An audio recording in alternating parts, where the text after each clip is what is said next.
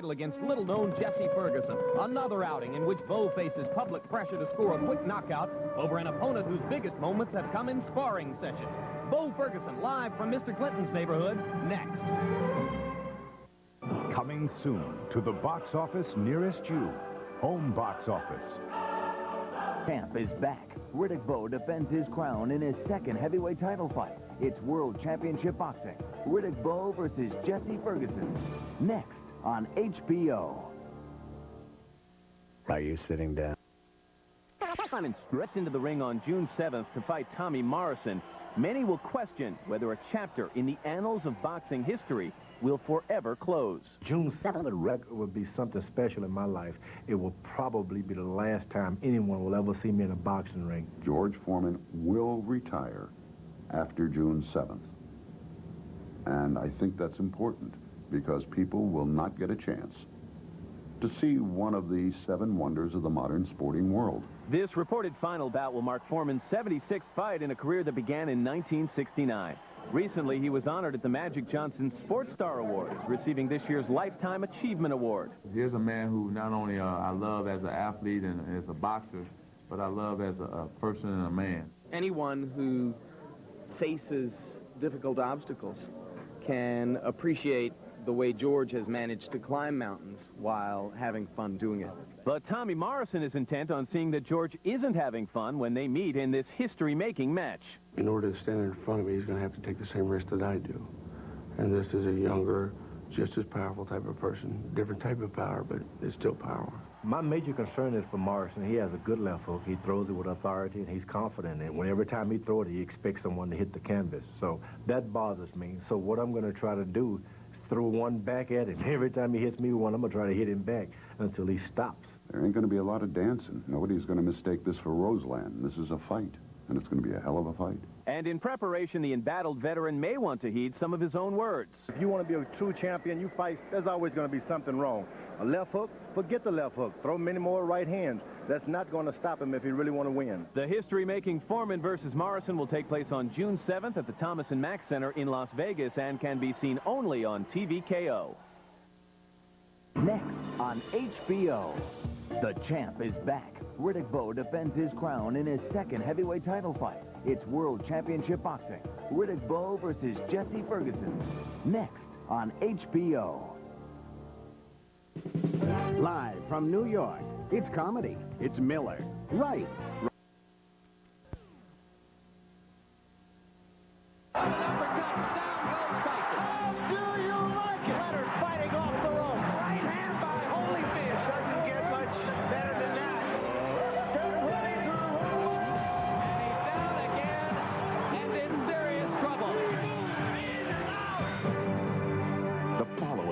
Special presentation of HBO Sports, celebrating 20 years of World Championship Boxing. Welcome to our nation's capital, scene of tonight's heavyweight championship fight between champion Riddick Bowe and journeyman challenger Jesse Ferguson. Hello again, everybody. I'm Jim Lampley. HBO's World Championship Boxing comes up in a matter of moments, but because we're here in Washington, D.C., we have the special privilege of bringing you the following program of great national importance.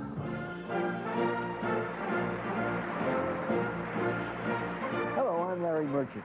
Before we get to the great debate in the ring tonight, HBO has a special exclusive presentation of another kind of debate.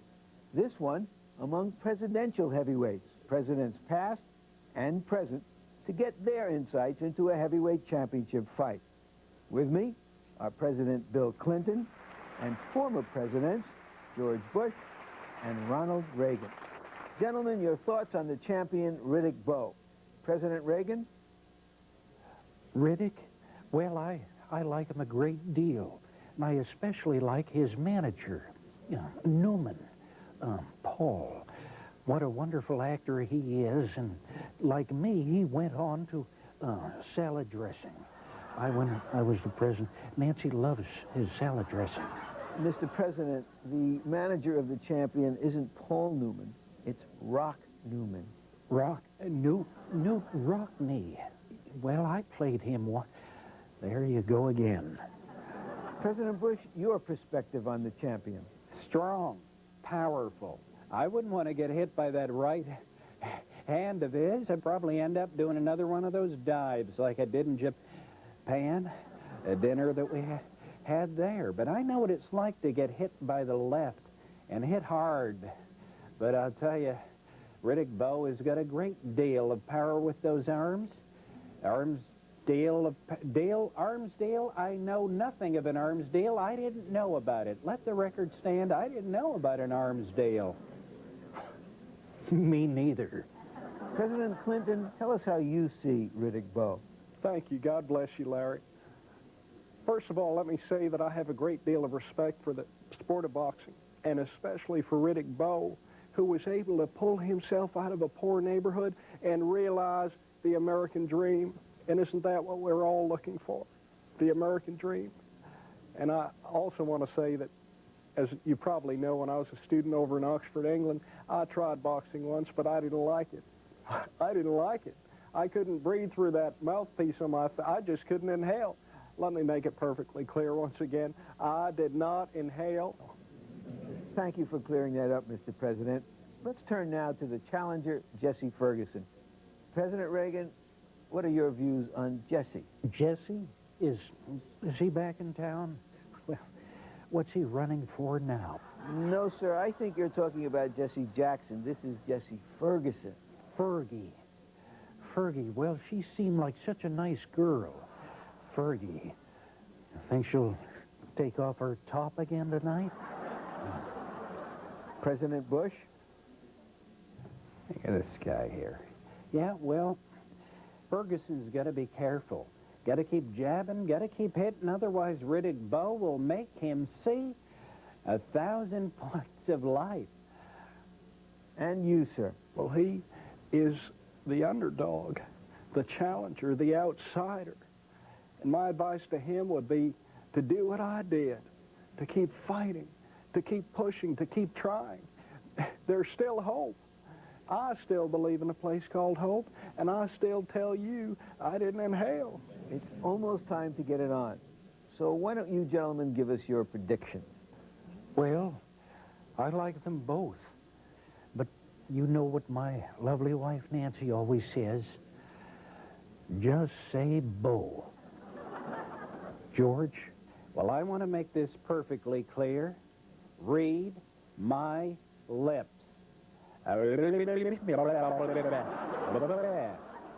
Bill?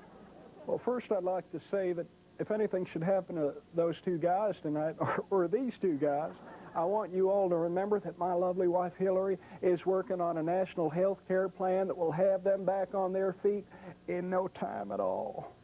Well, as far as my pick for tonight, well, I'd have to say that I'm going to remain neutral, but I did work up a little something that ought to cheer these guys on.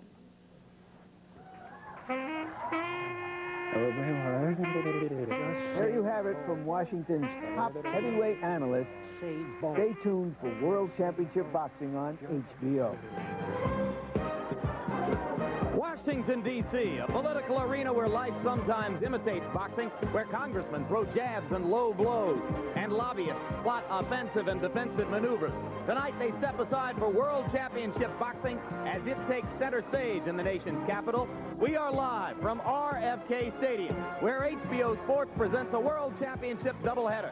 First, Olympic medalist Roy Jones goes for his first professional title against #1 contender Bernard Hopkins for the vacant IBF World Middleweight crown. And then heavyweight champion Riddick Bowe makes the second title defense of his heavyweight championship reign against tonight's real-life Rocky story, Jesse Ferguson. RFK Stadium configured for 30,000 for tonight's boxing event, a crowd of about half that many on hand as we get ready to begin this evening on HBO's World Championship Boxing. Hello again, I'm Jim Lampley. Welcome back to our continued coverage of the heavyweight reign of Riddick Bowe. You'll recall that he won the championship in a unanimous decision from Evander Holyfield 6 months ago, defended it 3 months ago against a woefully underprepared and unqualified Michael Dokes with a one-round knockout in Madison Square Garden. Tonight, he takes on another man over whom he is overwhelmingly favored, Jesse Ferguson. And the question of what Bowe gains from continuing to defend the title against this kind of opposition hovers over this event tonight.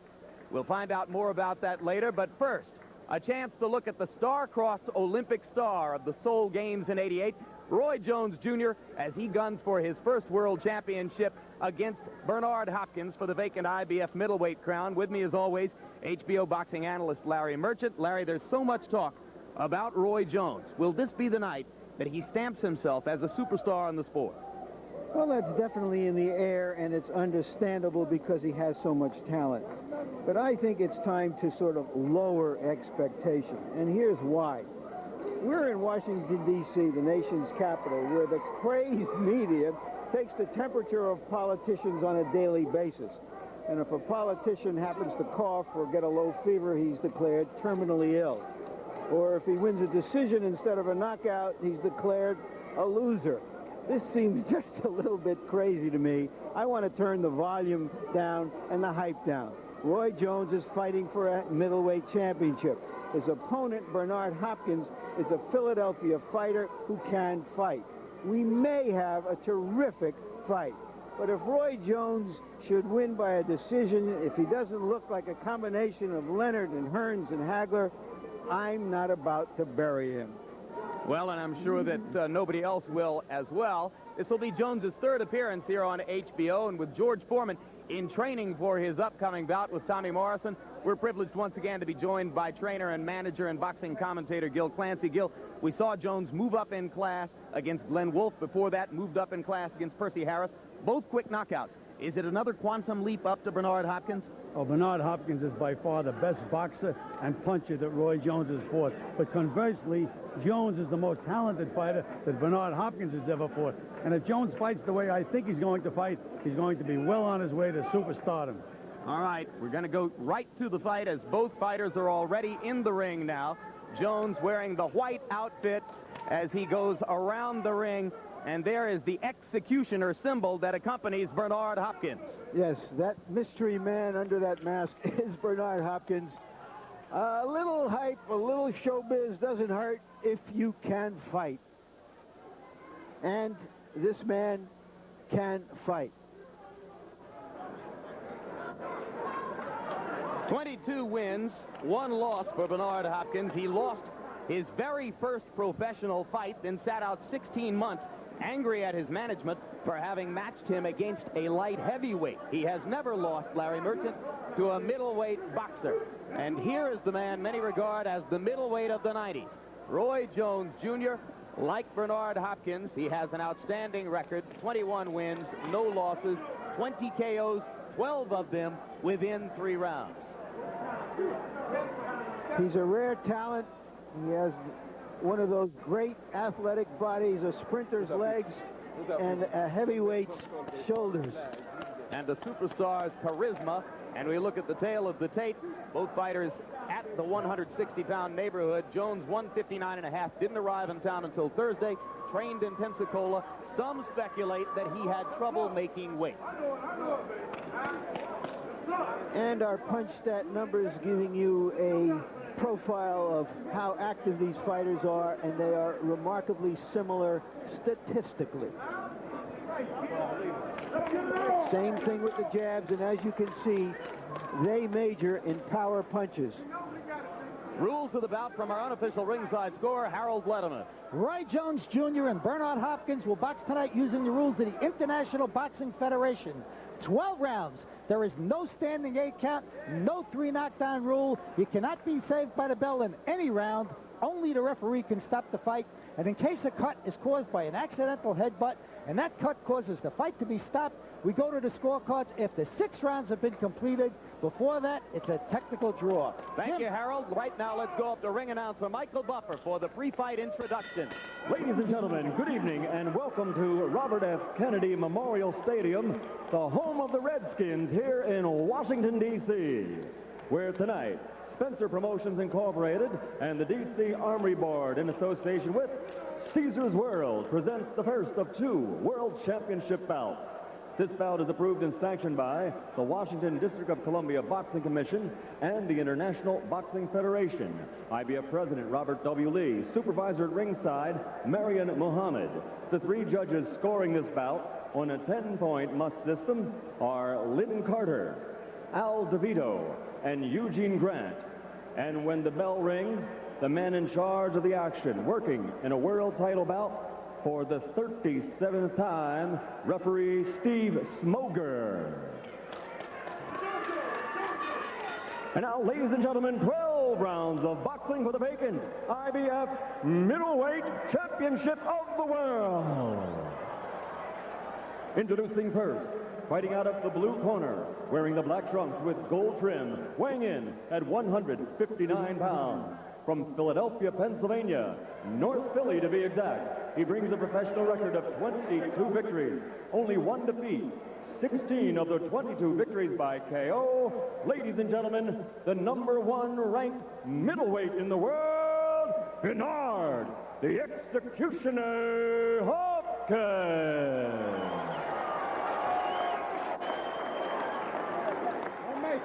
And his opponent across the ring, fighting out of the red corner, wearing the white trunk with gold trim, weighing 159½ pounds, from Pensacola, Florida. This 1988 Olympic silver medalist has turned pro with a record of 21-0, 20 by KO. Introducing the undefeated #2 ranked middleweight in the world, Roy Jones Jr.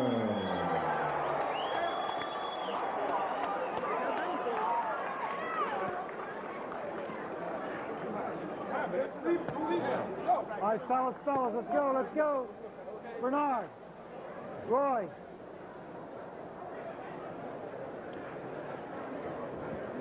All right, gentlemen, we're giving you instructions of the way. I expect you to obey my commands at all times. Respect the bell at all times. And protect yourself at all times. Touch him up. Can't go unless we touch him. Touch him up, guys. Come on. God bless. Let's rock. All right. Roy Jones has shown respect for Hopkins, says he thinks he can win. I have to change his mind fast. You know, Larry, I think the first round of this fight's going to be the key round. One guy is going to really get more respect than he should from the other guy, and from then on, I think it's going to be one guy really dominating the fight. Bernard Hopkins usually attempts to start very fast. He has attacked many of his opponents from the opening bell. He will probably have more respect for Jones. Jones says that Hopkins is the best man he's ever fought. Hopkins says the same about Jones. That's why it's such a great match. There goes Jones in with that explosive, leaping left hook. Jones hurt Glenn Wolfe with the left hook, finished him off with right hands to the body. The left hook was also instrumental in his knockout of Percy Harris back in December here on HBO. Hopkins with a right hand over the top, glancing blow. Get out.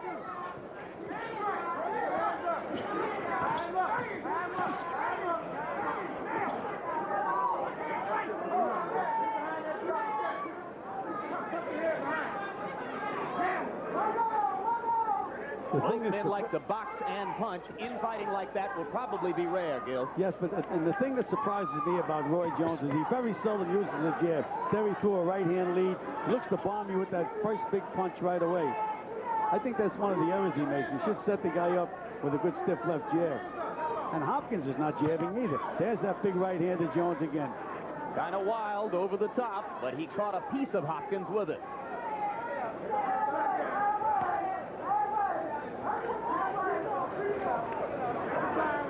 Bernard Hopkins, a little bit more defensive here in the first round than is normally the case. And Jones appears perhaps frustrated by Hopkins' unwillingness to come to him. He's leaping with the left hook and throwing wildly over the top with the right. And Hopkins is a very, very solid professional fighter. Moves well, punches well, side to side. But again, he's in with a very flashy, unorthodox guy in Roy Jones. Both fighters are showing a lot of respect for each other.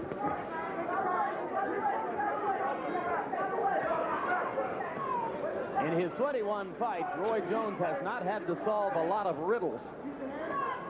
Most of his opponents have been sitting ducks. The only route-going performance was against Jorge Castro, who also went the route against the hard-punching Terry Norris. He's just a tough guy who's difficult to take out.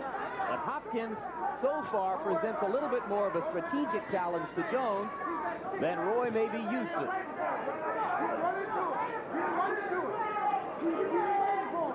Both men, when they're jabbing short. They're not jabbing through the guy. They're trying to get out of the way of punches before they land a punch. Jones landed a right cross. Hopkins unmoved by the contact. Round one comes to a close. RFK Stadium in Washington, D.C., outdoors at night. And Riddick Bowe awaits his appearance as he has his hands taped by the legendary trainer Eddie Futch in his dressing room. Bowe has been customarily calm and relaxed, both at training camp at the Homestead in Virginia, Hot Springs, Virginia, and since coming here to Washington, D.C. to prepare for the fight. All right. Get some defense. Get some defense. Get some defense. Be smart out there. Take your distance up. Take it up. Don't wait for him to give you nothing. Take it up. Keep the pressure on him. And punch in twos and threes. Don't worry about one big shot. Don't worry about it. It's going to come. You're doing good. It's going to come. Okay. All right. Let's go. Way to go, Steve. Well, that first round was an anticlimax if I've ever seen one. Joe? Yes, it was. Both fighters really showed a lot of respect for each other. As I pointed out, they're not even trying to really land a good solid jab. You see them pulling the jab back before it lands. There's Roy Jones again, jabbing short, and Hopkins jabbing short. In fact, Gil, according to PunchStat numbers, they threw a combined 61 jabs in the first round, and 2 of them landed. Jones reaching over the top with the right hand. Appears determined to get just a little bit closer to Hopkins, though he's being cautious as he does so. Well, what he's doing, Jim, he's throwing that jab, but he's trying to step back at the same time. You can't do that. It's first step in, then step back.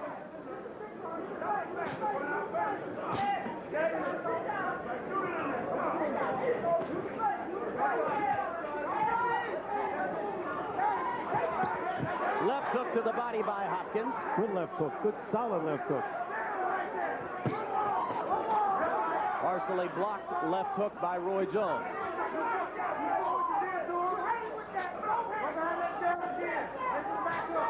Jones still short with the jab, and so is Hopkins.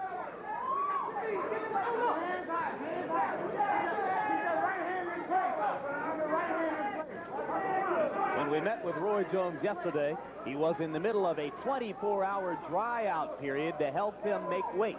Did that affect him coming into tonight, Gil? Well, not if they do it properly, Jim. If the fight is in excellent condition and you dry, there's a good right hand by Jones over that slow left hand to Hopkins.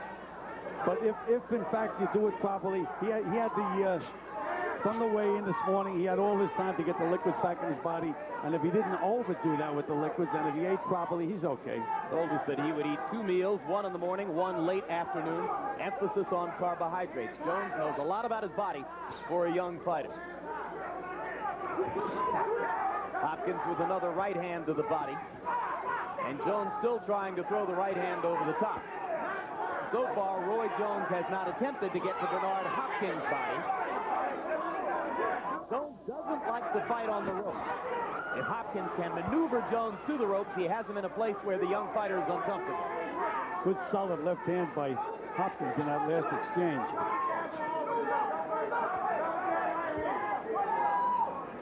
A little smile on Hopkins' face as they near the end of round 2. You get the sense that Bernard, the executioner Hopkins, trying to become Philadelphia's first middleweight champion ever, would you believe it, is gaining confidence, but maybe he loses some after that right hand by Jones.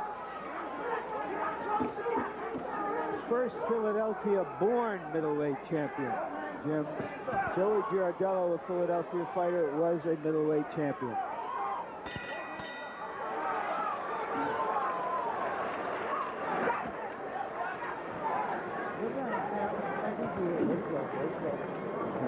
Way to go. I got it. Take deep breath. Big press. Okay, you done start touching him now. You got your range. You start chilling. So going to the head all the time, try to hit his body, then come back up. Offset your pattern, okay? Doing good. Don't let him lay back. Take it to him, bro. Take it to him. You hear what I'm saying? Take it to him. Give me a spit bucket. Give me a spit bucket up here. Spit bucket. Come on, man. No, the spit bucket. Go lay on the outside, son. All right. Take the fight to him. Take it to him with his level there. Take it to him. He'll come to you. All right. You heard in Jones' corner, they were advising him to throw some body punches. Jones seemed too eager to not get hit. Well, you got to be willing to take some kind of punch to land a good punch. Well, that's what I was trying to point out. Larry, sit there, he's trying to jab and get out of the way at the same time. You can't do both at once. It's only split-second timing, but you have to step in with the jab, land the jab, then move out of the way. Neither fighter yet committed to aggression. It remains a cautious and tentative affair. The primary voice in Roy Jones's corner between rounds is that of trainer Alton Merkerson. And in the corner of Bernard Hopkins, you hear the voice of trainer Bowie Fisher. Interestingly, Fisher once trained Jesse Ferguson, who we'll see in the heavyweight championship bout later on. Yeah, Hopkins just came up and butted Jones right on the chin. And referee Steve Smoger tells Jones not to hold Hopkins. Let him out. That's it. Let him out. Quick, don't punch. Don't punch. Don't punch.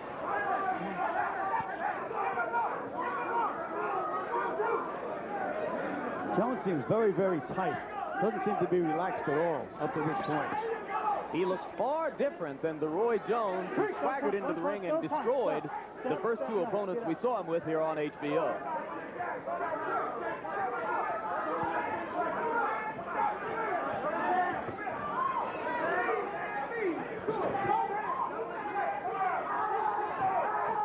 Hopkins still short with the jab. Now Jones is boxing with his left hand down around his knee. I used to teach my fighters that jab to use every once in a while, Jim. I called it enough jab. It's very hard to block, but also it leaves your chin wide open. Neither guy has the confidence to really step in there with their punches at the moment. It is a display of mutual respect so far. And one which is not likely to hold the attention of this audience for long. Overhand right by Jones lands in close quarter. And the left hand. Jones starting to get a little closer to Bernard Hopkins. Still missing with the jab. Now he sticks one into Hopkins' chin. And again, that left hand is right down around his knee. That's the position from which Muhammad Ali used to throw the jab. Right hand, left hook, left back, and Hopkins answers for the right hand. Roy landed the right hand over the top, but you're right, Bernard had an answer in reserve. Is he daring him to throw the right hand when he keeps it down there, Gil? No, I really think he's thinking offensively, Larry. I think it's just another way to throw the jab, another way to get at the guy. Let's go. Round 3 coming to a close. They have barely begun to move against each other.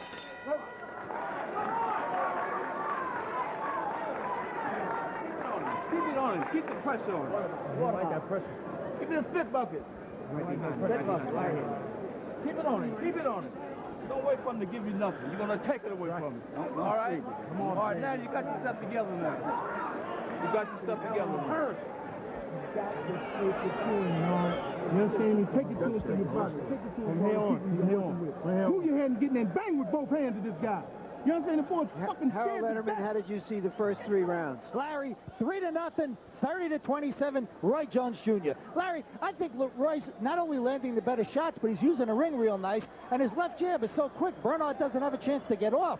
Every time Bernard gets near him and wants to throw the right hand, Roy sticks a left jab in his face. Roy's quick hands, I think, are winning the fight so far. Well, I have also given Jones the first 3 rounds, but I have to admit that I'm glad it's chilly here at RFK Stadium because it's keeping me awake.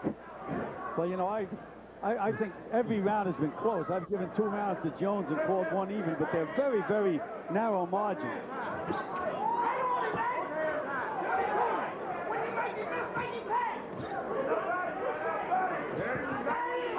drives Jones into the ropes to begin round 4. Little wrestling match here. And you know, as you had mentioned, Larry, after the second round, they advised Jones to go to the body. I'm still looking for him to throw a body punch. I don't think he's thrown a single attempted body punch. Hopkins with 2 left hooks again drives Jones into the ropes, and you can see how uncomfortable Roy Jones is with his back against the ropes.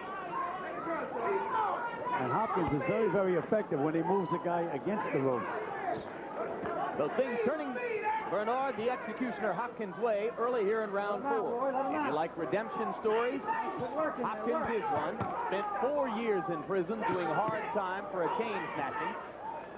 Good combinations by Roy Jones. Right hand, left hook, and there's another left hook, right hand. Those flashy, fast hands, very, very difficult to deal with.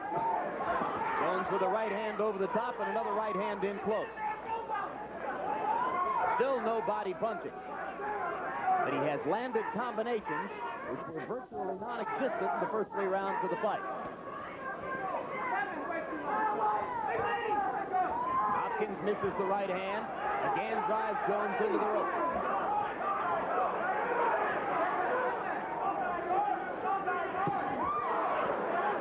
Left hook was partially blocked. Jones has these unorthodox moves, but he has so much talent, and his hands are so fast that he makes them work. Yeah, I'm not sure I would try to change too much about him. Sometimes those unorthodox foot movements in the ring lead to explosive punching power.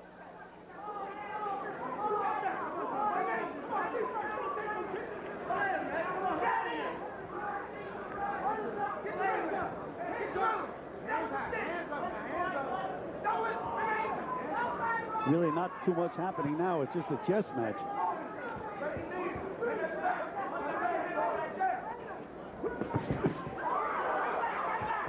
Right hand landed inside for Jones. Again, an unorthodox punch, Jim. I mean, these are combinations I've never seen before. Another straight right hand. Jones now dispensing with the jab and throwing more right hand leads. Hopkins again scores effectively as Jones leans against the ropes.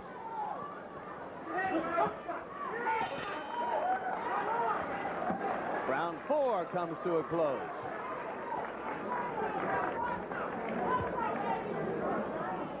Coming up, an interview with that man, Tommy Morrison, the heavyweight, scheduled to go against George Foreman on the evening of Monday, June 7th. And that fight takes place just over 2 weeks from tonight. Foreman against Morrison for the WBO Heavyweight Championship. Could be George's last appearance in the ring. We say that every time now. Live Monday, June 7 on TVKO. Oscar De La Hoya, the promising lightweight Olympic gold medal star, also on the card and featured on the program. Call your cable operator for details of that TVKO special pay-per-view event and how to get it into your home.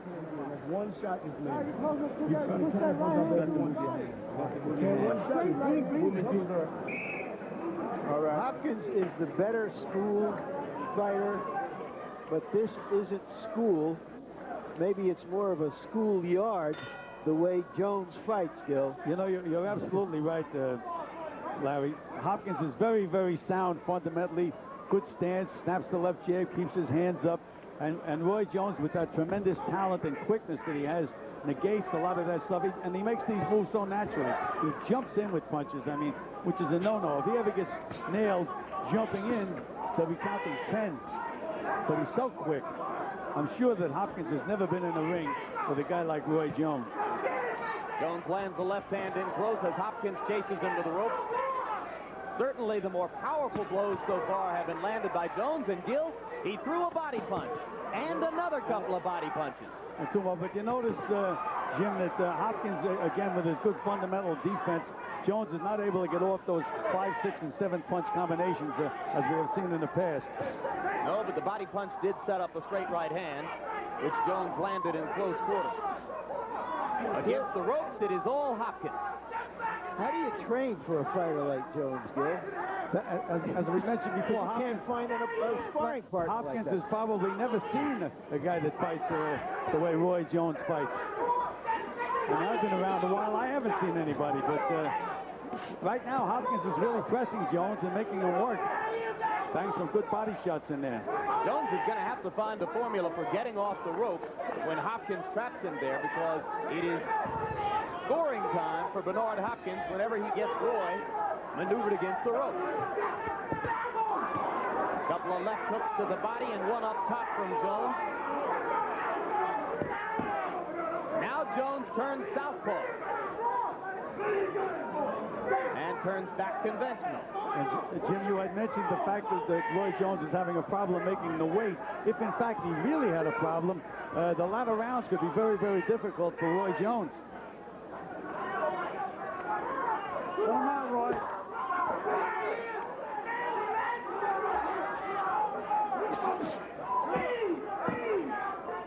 Well, Jones turned southpaw for a moment to give Hopkins a different look, but didn't throw a punch from that stance. Now he's back to his conventional stance and back to the right-hand leads. And Hopkins now has a swelling under his right eye.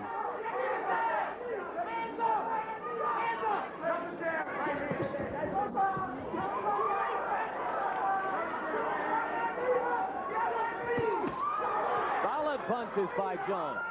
The left hook to the chest landed.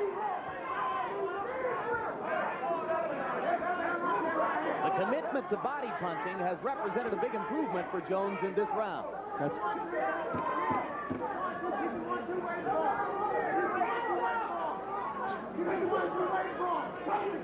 But no early knockout tonight.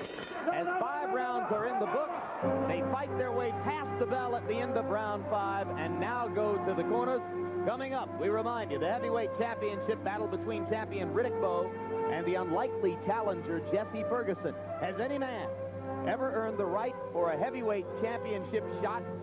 Coming into the fight with 4 losses in his last 6 bouts, unlikely. And there is Bowe as he warms up in his dressing room under the watchful eye of trainer Eddie Punch.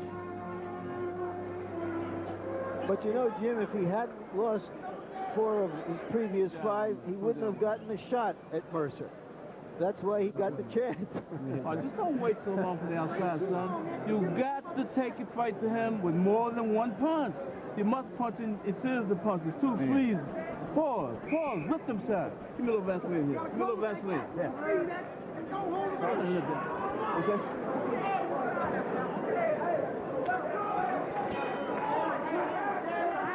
As they go into round 6, according to PunchStat numbers, Bernard Hopkins is landing a paltry 14% of his punches, only 35 out of 250 attempts.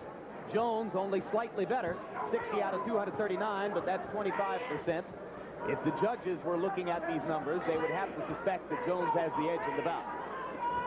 You know, Larry, you asked me the question, how would I train a guy to fight Roy Jones?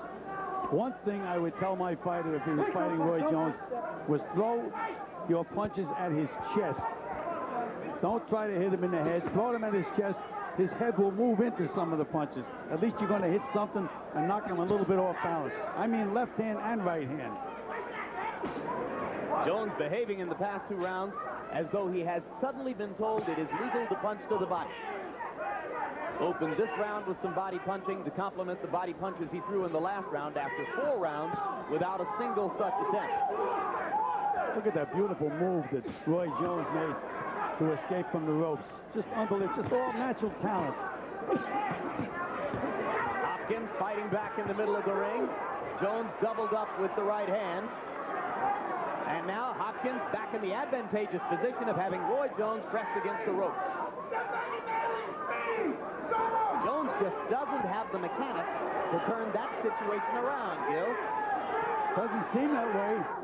One thing he should be doing, he should be moving, as he did, move out to his right to get away from those ropes. It's one of the things that a trainer should teach a fighter to do, is to escape from the ropes when he's on the ropes.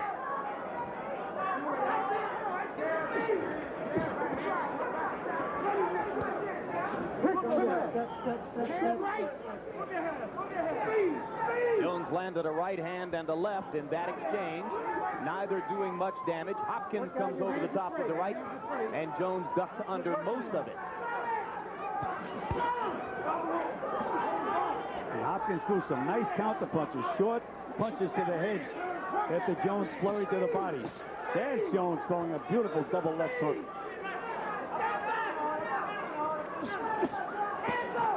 Right hand over the top by Jones.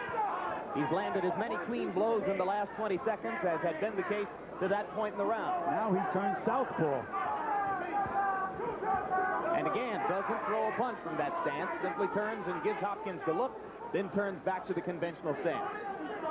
Hopkins becoming tentative in the last minute of round 6. Allowing Jones to dictate to him from the center of the ring. If you're Bernard Hopkins' trainer, Bowie Fisher, you might want to advise your man to go back to the ropes as often as possible.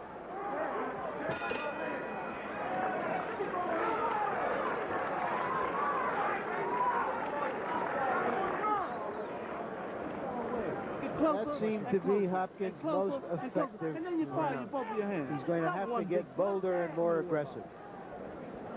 Harold, give us your score midway through this 12-rounder. Larry, I've got it 6-0, 60-54, Roy Jones Jr. Larry, I just think Roy Jones Jr. is landing the better shots.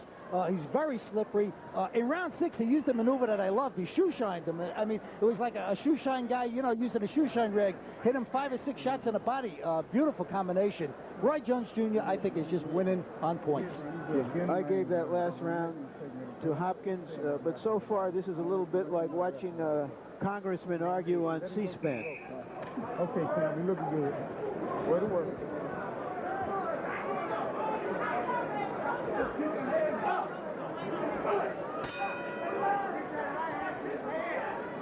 Round 7 of the continuing debate between Bernard Hopkins and Roy Jones. They're fighting for the IBF World Middleweight Championship vacated by James Toney when Toney moved up from 160 to 168 pounds.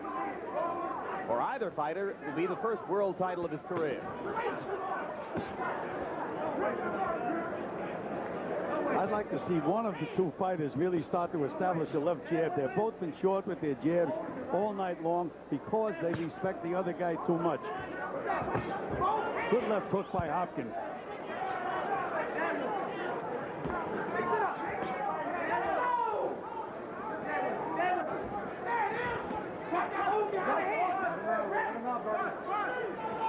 Neither fighter with a lot of snap on his punches here in round 7. And at this point, Gil, I have to suspect that there is some credence to the story that Roy Jones had trouble making weight and may not be ideally trained for the fight. He just looks lazy in the upper body compared to his previous appearances on these airways. Well, it seems to me, Jim, that I mentioned that he was tight before the fight. I don't know whether it's his weight or the pressure of this fight. I think he's a little tight in the fight up to this point. Let's remember, Hopkins is the best fighter he's ever been in there with, and that's also making him tight.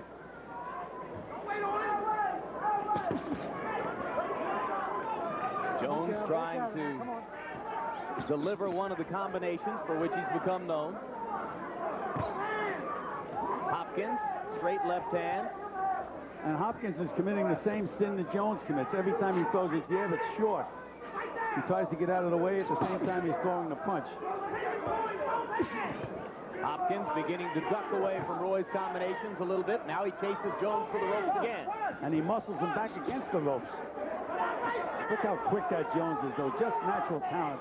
And Jones is starting to counter more effectively off the ropes, Bill. Maybe beginning to get more comfortable in there.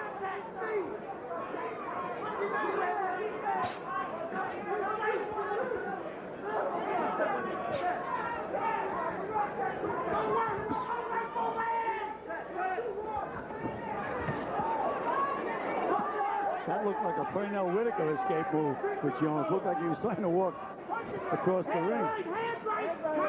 That time Hopkins is unsuccessful in trying to trap Jones against the ropes. Their left arms are locked, or Jones's left is locked into Hopkins' right, I should say, and now referee Steve Smoker finally breaks them apart. Good body punching by Roy Jones. Don't punch, don't punch. Step.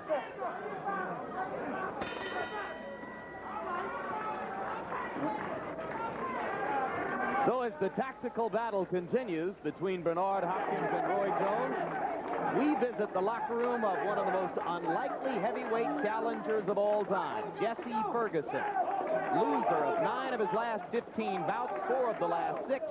He earned this shot, if you want to use the term earned, with his victory over Ray Mercer, February 6th in New York, on a night when Mercer was expected to have a tune-up against Ferguson for his scheduled shot with Riddick Bowe. It was a unanimous decision for Jesse, a fight which he dominated from bell to bell, and it gave him the chance to be here tonight.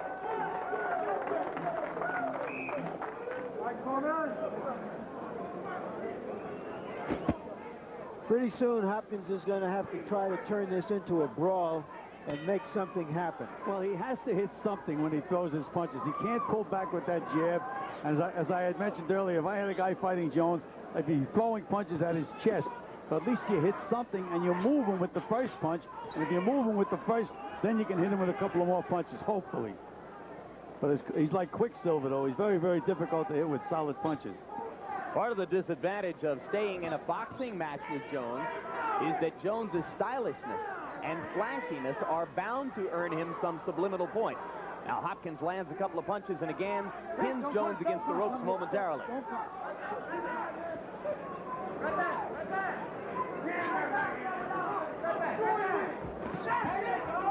Together, Gil, they're landing 10% of their jabs.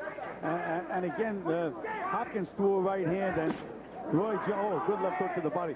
Jones pulled his head back to get away from the right hand. Muhammad Ali could get away with that. I've never seen anybody else been able to do it except Roy Jones. Jones landed a left hook. A little bit looser in the upper body right now, or so it seems, and was the case through the first half of the fight.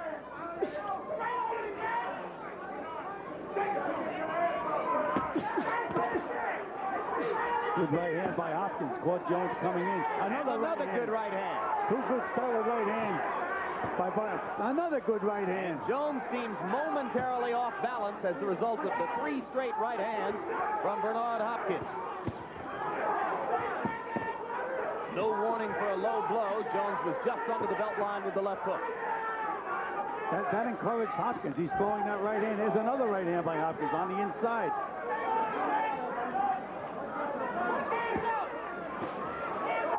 And as Hopkins begins to throw the right, Jones tries to come with the left. Jones is switching to southpaw. He's really trying to confuse Hopkins now. And now he finally throws a punch from that stance, and it's an effective left hook. And Hopkins countered with another right hand.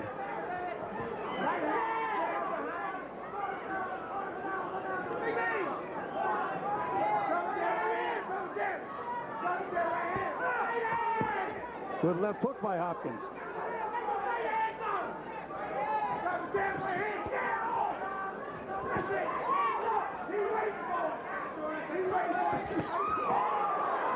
Well, few observers here would have expected this fight to go to a 12-round decision, but it remains mostly a boxing match, now almost 2/3 of the way through the scheduled 12 rounds. Southpaw again for Jones, and again he stops punching as he turns to that stance. Left hook by Jones puts the finishing touches on round number 8.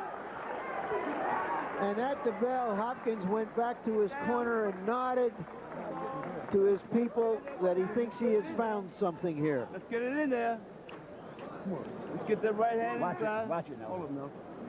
Give me some deep breaths. Be deep. Be deep. Give me some deep breaths. Keep it on the table. Keep it on the table. Got it, baby. I got this on the table. Keep giving him angles. Make him change when he changes where I catch him. Make him over the top. Just a nice round. Now, here's about the first time we've had a chance to show you something significant in a replay.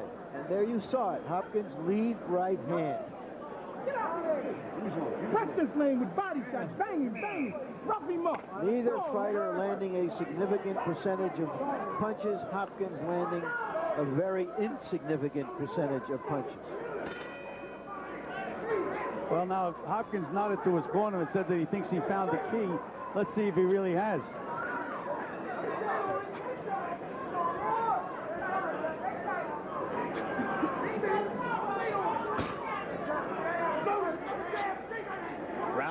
has another C-SPAN beginning.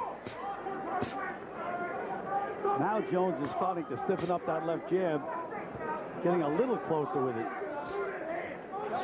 Leaning forward more with the upper body, Gil, committing to it just a little bit more. No longer trying to run away and jab at the same time. Left hook as Hopkins comes in. Left to the body by Jones. He's just so quick, Jones. There he made a mistake. He led with the right hand. Missed, but he didn't have to pay for the mistake because he's so quick.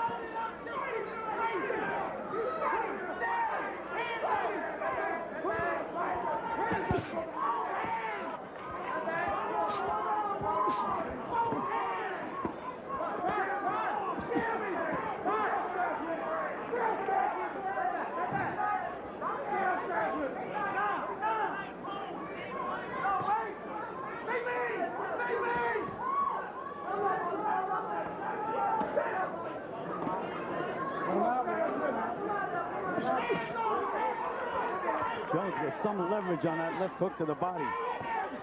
If he had used it in the first 6 rounds, or the first 4 or 5 rounds anyway, he might have a more commanding lead than you suspect is the case at this moment. Well, I have Jones well ahead in the fight, but again, I mentioned a lot of close rounds. He's so quick, Jones. He does things that you just don't see other fighters do.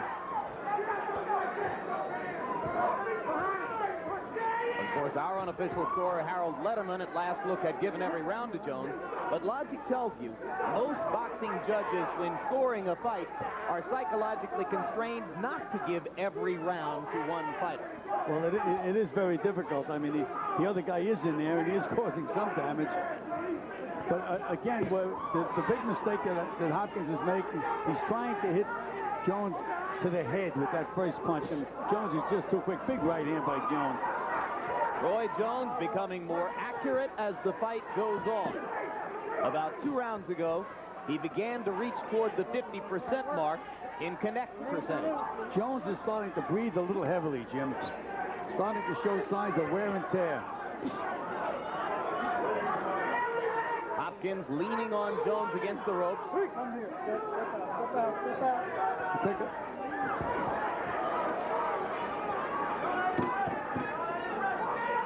Bernard Hopkins, 3 years older than Roy Jones at 27. Right hand by Jones landed as round 9 comes to a close. All right, champ. All right. Jones has never been in a long, grueling fight like this. Hopkins has had a couple of long fights. Okay. Hold this cup out. Okay, there you go. There you go. All right. There you go. There you go. All right. You ain't do we talked about that round. You ain't got to bang. You got to bang, okay? Harold Letterman, give us your scorecard through 9 rounds. Gil, I've got it 90-81, 9-0 Roy Jones. I just think that he's winning this fight with the power shots. He, Bernard Hopkins put pressure on him, but it's effective aggressiveness that counts. And Bernard Hopkins, when he moves in, is just not effective enough to win a round. Roy Jones is landing the better shots, the harder shots, the cleaner shots. I think he's winning this fight clearly. I think Hopkins needs a knockout to win. Well, I agree that Hopkins needs something very dramatic to win this fight, but I have it 7 rounds to 2. And again, I make the point that most boxing judges, after giving one fighter several rounds, will begin to try to find a reason to give a round to the other guy. They want to stay on the same page and not be too extreme. Well, especially when there have been so many close rounds, there's a tendency to say, I gave the other man some of the close rounds, I'm going to give it to this guy. Yeah, let's even it up. All of that is by way of saying that we don't expect the official judges for the fight to be emulating Harold's whitewash evaluation. Hopkins leaning in and trying to force Jones back onto the ropes.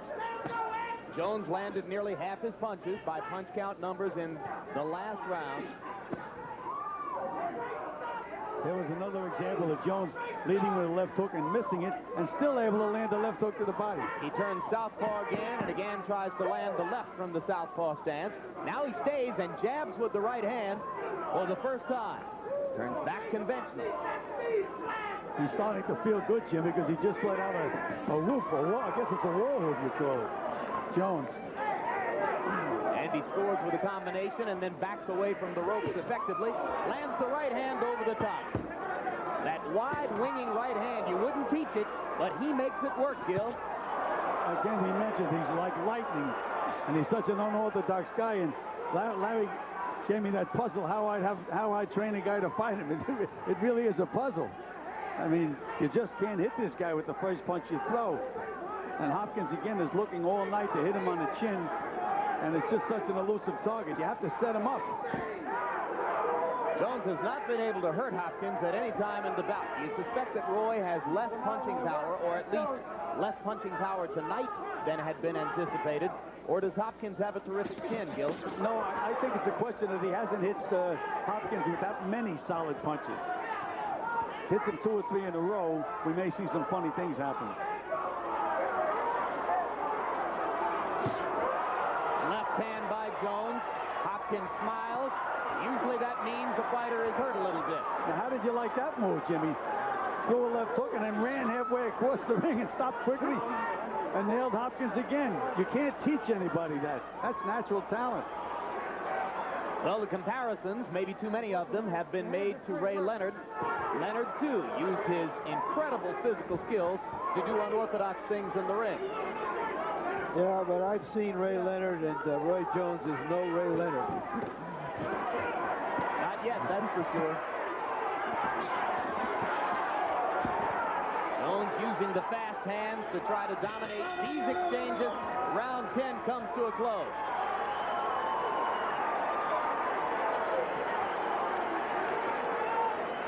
Coming up, heavyweight championship action. Riddick Bowe defending his title for the second time. The unlikely challenger, Jesse Ferguson, originally from Knightdale, North Carolina, has spent much of his boxing career training and working in Philadelphia. And there is Bowe as he warms his body up. Hedgeman Lewis there, one of the assistants to Eddie Futch. Futch himself, the octogenarian trainer, watching it close quarters. One more time. I got it. You just grab the bucket. As soon as y'all hear that second dive, go. Okay. You need these rounds. See there that Roy Jones prepares to enter the 11th round for the first time in his career. Jones has hit Hopkins with what he calls his chin checkers. And really nothing much has happened. Hopkins is right there. Again, because he hasn't hit him with any solid combinations, Larry. It's leap in, one quick punch, but he just hasn't been able to put them together against a good, solid defensive fighter. Hopkins is just not fighting a good offensive fight.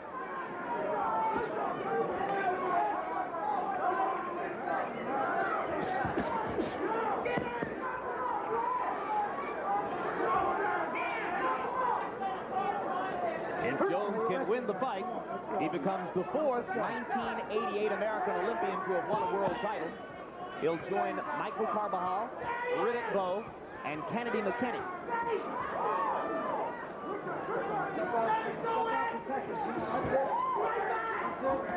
I think I know how Bernard Hopkins feels about this time in the fight, and it's almost a sure thing that after the fight's over, he's going to be disappointed in his performance and say, get him for me again. And when some of my fighters, I bring it back to the dressing room and they'd lose the fight and they'd say, get him for me again. I'll say, why? You just had him. And that's exactly the situation here. Hopkins is going to believe that he wasn't aggressive enough, right? He's going to say, well, I did it all wrong. I kept waiting all night to land a big punch and it never came along, instead of trying to set it up.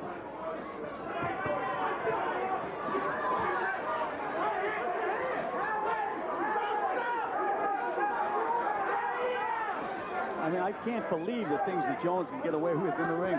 That time he paused with his right hand, brought his left hand all the way behind him, and Hopkins still couldn't land a solid punch. Jones talking to referee Steve Smoger, asking him to ask Hopkins to let his right hand go. Smoger did nothing, and eventually Hopkins stepped away. Right cross lands solidly on Hopkins' chin, and Bernard once again doesn't move. And mentioning referee Steve Smoger, I think he's done a great job in this fight. A couple of times these guys tried to fight after the bell, and he was right there when the bell rang to stop the action. He's a good referee. I think one of the best. In good condition, moves around well, and controls the fight. An East Coast referee, works out of New Jersey and New York. You don't see him when we go out to Las Vegas.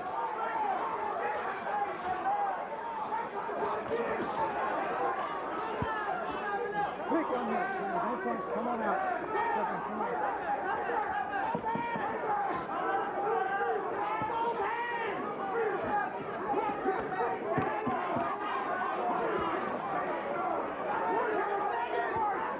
Round 11 comes to a close.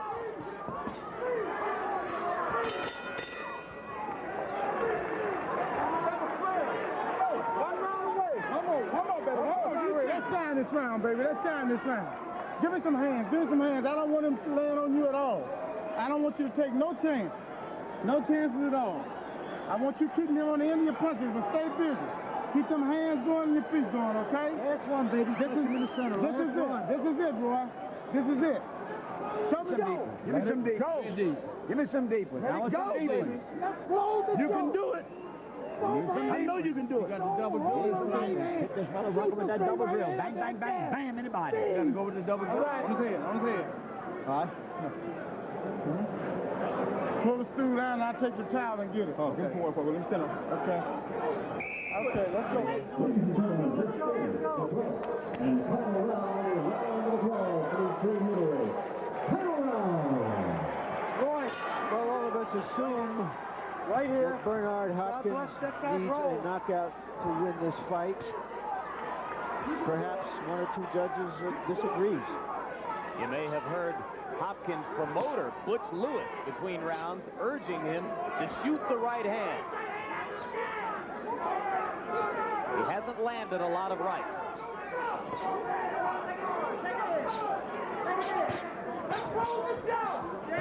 Jones appears intent on controlling round 12 with his jab and his foot movement. In case you've just joined us, this is HBO's World Championship Boxing, the first half of a doubleheader.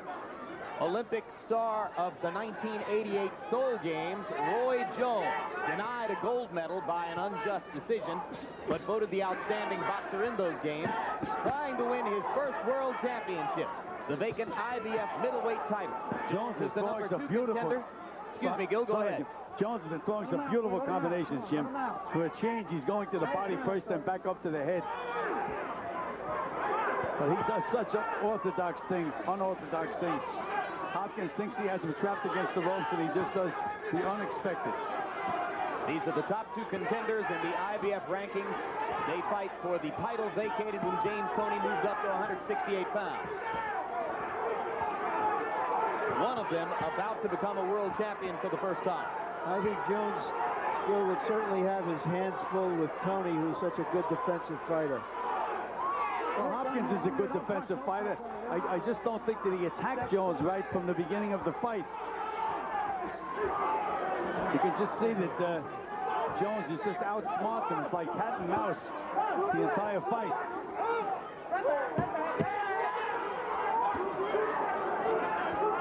So the irony is that while Jones may pick up his first world championship, this performance is likely to diminish the luster of his image somewhat. Well, again, he took a big step up in class. Bernard Hopkins is a good, solid fighter. And it shows.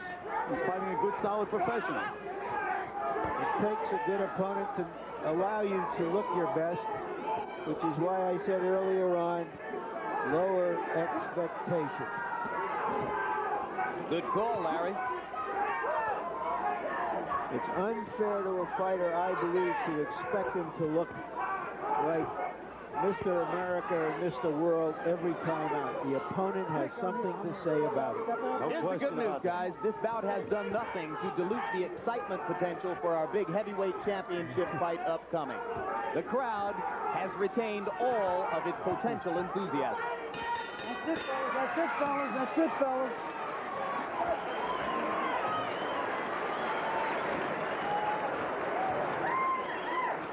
Both fighters circled the ring with hands held high.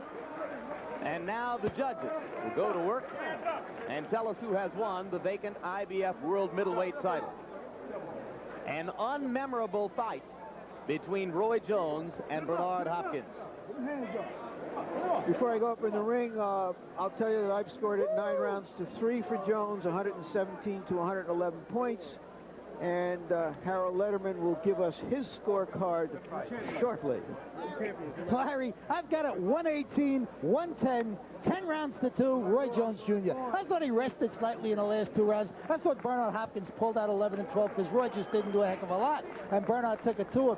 One thing I'll say for Bernard Hopkins, he's got a big heart, a tremendous jaw. He takes a great shot, and he just keeps on coming. But taking a good shot don't win rounds. Roy Jones Jr. landed too many good punches. Bernard Hopkins, a big heart, a well-marketed fighter. I love the act, but Roy Jones Jr. won the fight. Now, Harold, did we bully you off of that whitewash? Did you find yourself looking in the last 3 rounds for a way to give a couple of rounds to Bernard Hopkins? Is that what happened? Larry, Jim, the truth of the matter is that any judge will look to throw him around here and there, but I think Hopkins did pull out legitimately the last 2 rounds. Right now, let's go to ring announcer Michael Buffer for the official decision. Ladies and gentlemen, we go to the scorecards, and all 3 judges, Lynn Carter, Eugene Grant, and Al DeVito, scored the bout 116 to 112 for the winner by unanimous decision. And now the IBF middleweight champion of the world, Roy Jones Jr.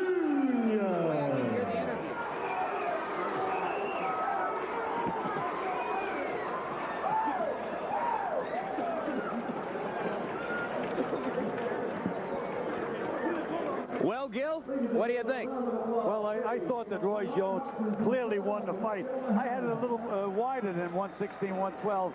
Bernard Hopkins tried, was game, took a good punch, but he never was in the fight offensively, in my opinion. Ultimately, these scores will not be remembered, nor will much of the action here. It was, at best, a tactical battle. Final punch stat numbers for the 2 fighters. You can see that Jones wound up landing 35%.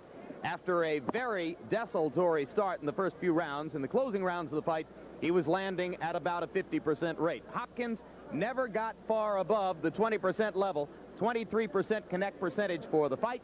Therein lay the difference in the scoring. And now let's go up to Larry Mercer with the new middleweight champ.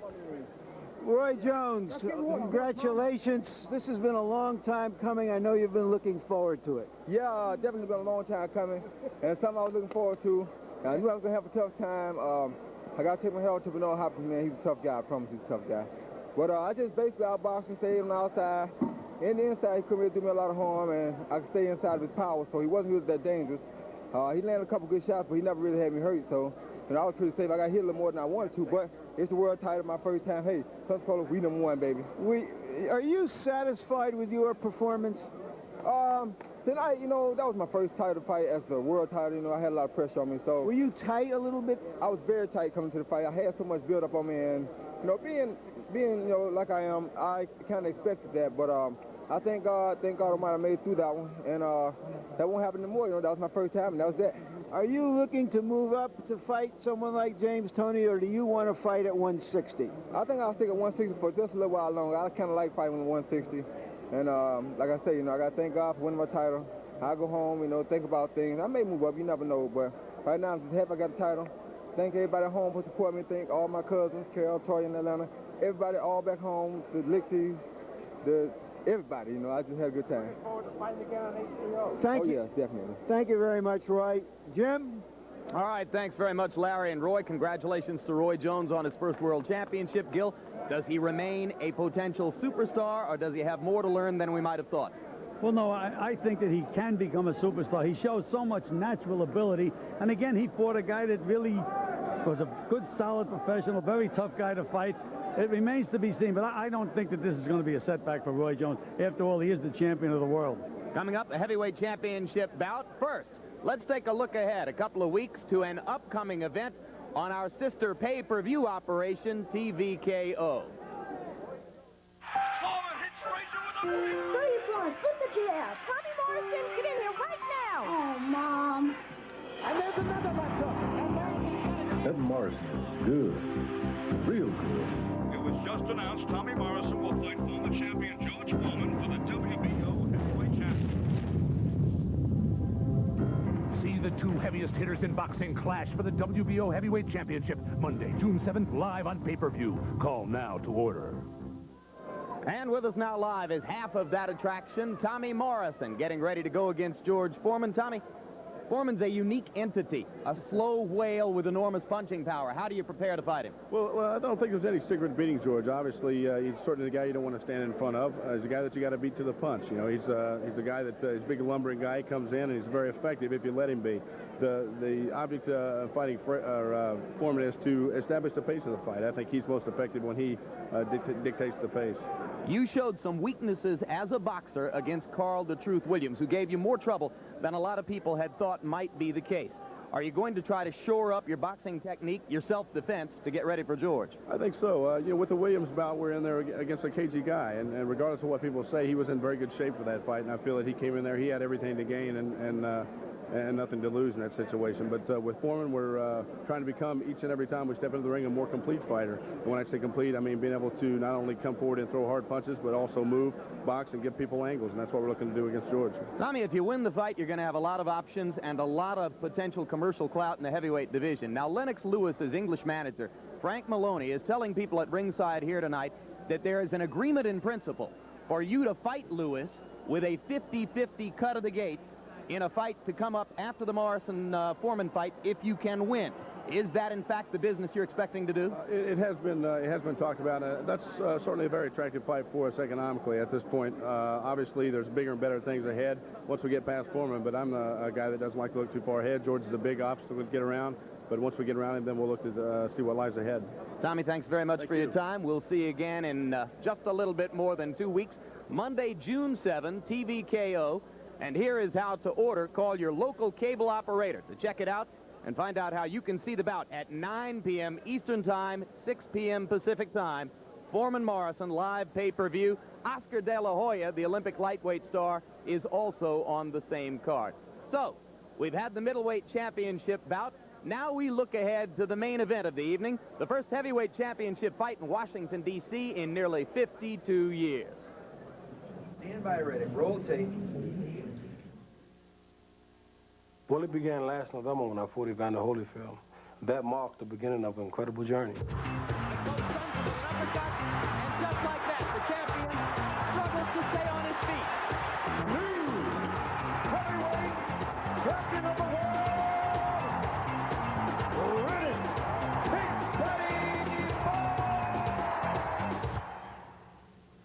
Bowe. Ever since I was a little kid, I always dreamed of being heavyweight champion of the world. But never in my wildest imagination could I have dreamt of what would follow. Overnight, I had become a celebrity. Front page of newspapers, talk shows. It was unbelievable. As champion of the world, I now had the opportunity to say and do what I believed in.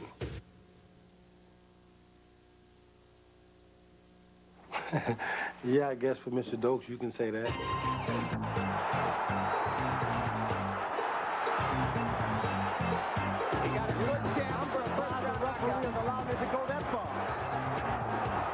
Stop it? Yes, he does. No, I did not have a post-fight party. I had to go home, pack my bags, and get ready for an incredible trip. 10 days later, I arrived in Africa. I met Nelson Mandela, who I had always admired. I traveled to Somalia, where I experienced something that I never thought was possible. People dying from starvation. And then to Rome, where I met the Pope, who blessed me. Just you wait. It was May 1941. Franklin Delano Roosevelt was president. America was on the brink of entering World War II. Joe Louis was adding another victim to his Bum of the Month club. The opponent was the ponderous Buddy Bear. And at Griffith Stadium here in Washington, D.C., about 25,000 spectators witnessed the first heavyweight championship held in the nation's capital. Louis, knocked out of the ring in the opening round, as you see there, managed to maintain his composure and successfully defended the title when Bear didn't answer the bell for the 8th round. So tonight, 52 years and 31 heavyweight champions later, the World Heavyweight Championship returns to Washington, D.C. as Riddick Bowe makes his second title defense against Jesse Ferguson. We bring you back live to ringside once again. I'm Jim Lampley, along with HBO boxing analyst Larry Merchant. Larry, Riddick Bowe is favored in this fight Similarly in proportion to the way that Mike Tyson was favored against Buster Douglas in Tokyo a few years ago, when a guy is a 30 or 40-to-1 underdog, as Ferguson is, do you find yourself still getting excited about a heavyweight championship bout? Well, I confess that I don't feel the same tingle of excitement that I felt for Ali Fraser 1 or even for Bowe and Holyfield. But it is a heavyweight championship fight, and the way I look at it is this. Riddick Bowe is a very good young heavyweight champion. He may defend his title only 3 or 4 or 5 times, or he may turn out to be an outstanding champion and defend it 10 or 15 or 20 times. This is one of the times that he's going to defend it. We have a chance here to watch a heavyweight champion do his stuff. Now that is the likely scenario, the likely upside of this event. But there is an unlikelier upside that could happen. We could get something more dramatic than we know, as we did when Mike Weaver, who had a record very similar to Ferguson, almost defeated Larry Holmes, an undefeated heavyweight champion. And Bert Cooper, on a week's notice, almost knocked out Evander Holyfield. So it's a heavyweight championship fight. You never know. To me, there's no downside. And, of course, we need not even mention again February 10, 1991 in Tokyo, when Mike Tyson had what many still regard as his letdown against Buster Douglas. In his first title defense against a woefully unprepared Michael Dokes, Riddick Bowe was sharp, focused, did his business. Is there inevitably going to be a letdown somewhere along the line, Gil, when you keep fighting opponents like this? Well, yes, I certainly think there's going to be a letdown. You know, the fact that he came in a little heavier for this fight is an indication to me that he may not be in the best of condition. But, you know, Jim, to me in sports, the most exciting words for an announcer to say is for the heavyweight championship of the world. And Jesse Ferguson is going to be motivated and determined. But he's outgunned in every other department. I don't think he can beat Bowe inside. I don't think he can beat him outside. I don't think he punches as hard. So it could be a very, very tough night for Jesse Ferguson. Of course, that's been the case for Ferguson against 9 of his last 15 opponents. And if there are questions about Bowe, many of them relate to the events of April 29, when he was apparently injured in a sparring session in training. That injury was originally described as a rib injury. In fact, that was the way Riddick was referring to it when we visited him on May 2. I was sparring. I made a sudden move, and I believe I tore something. But right now, they can't find anything on the x-rays. I've never been stabbed before, but I have to say it feels like somebody's sticking a knife at me. It's very sharp. I don't think I would jeopardize my title for anything. If I'm not 110%, I don't think I would enter the ring. In the days following that interview, Bowe's manager, Rock Newman, labored to present the impression that what had taken place was not a rib injury, but rather a wrist injury. Further confusion about Bowe's condition. Yesterday, I asked Rock Newman to settle it once and for all. It became a rib injury, it became a heart attack, it became an eye injury, it became several other injuries. There's a mystery to what happened to Riddick Bowe, and for right now it'll remain such. And you, of course, were in no way a participant in the development of that mystery, or were you the orchestrator of it? What? Of course not. Of course not. Now, there's a compelling logic to the notion that if a fighter sustained a rib injury in training and was getting ready to go against a body puncher like Jesse Ferguson, his manager might want to present the image that that was not a rib injury at all, so that no encouragement would be given to the opponent. You know, you're probably talking about some of the guys in the business who are much brighter than me. Certainly, I would never have thought of that until you just brought it up. Was Riddick hurt at all in training? Yes, he did have a bit of a setback. And was it the wrist injury that you described? Yes. Gil Clancy, you think there's any chance Riddick Bowe will be affected by an injury here tonight? Well, they're talking about a rib injury. You know, Jim, if you have a rib injury, it takes a long time to heal. Every time you breathe, your ribs go separate and they come back together. They're connected by cartilage. So if he had a rib injury, he wouldn't be in the fight. The way they've been matching him with these opponents, he'd have to fight my grandmother to be in the ring with an injured rib. But let's look and see what happens if he does get hit in the ribs. And speaking of grandmothers, there may be questions about Bowe's condition. There are no questions about his upbringing. If behind every heavyweight champion there's a great woman, behind Riddick Bowe it is his mother, Big Dot.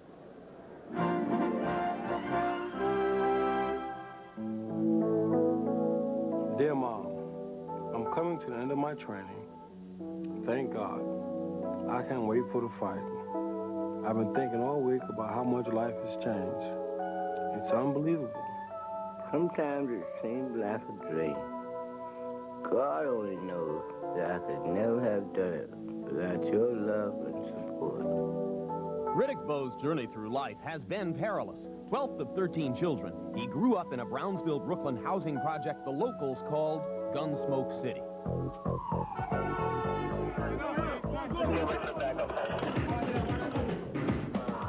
Survival in this drug-ravaged environment is routinely characterized as a miracle.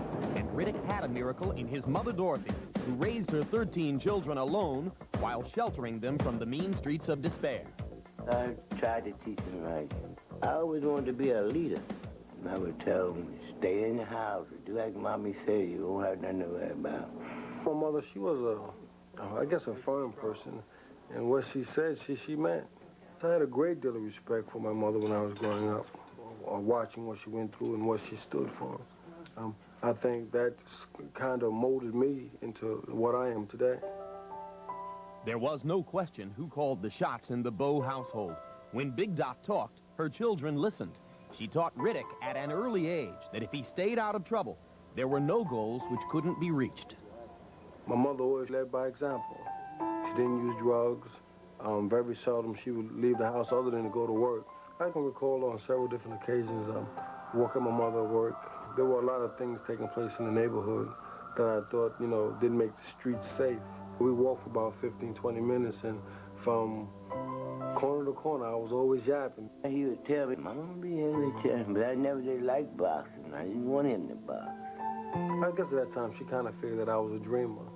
And I used to say, Mom, I'm going to buy you a house, and one day you're not going to have to work anymore. And she said, shut up, boy.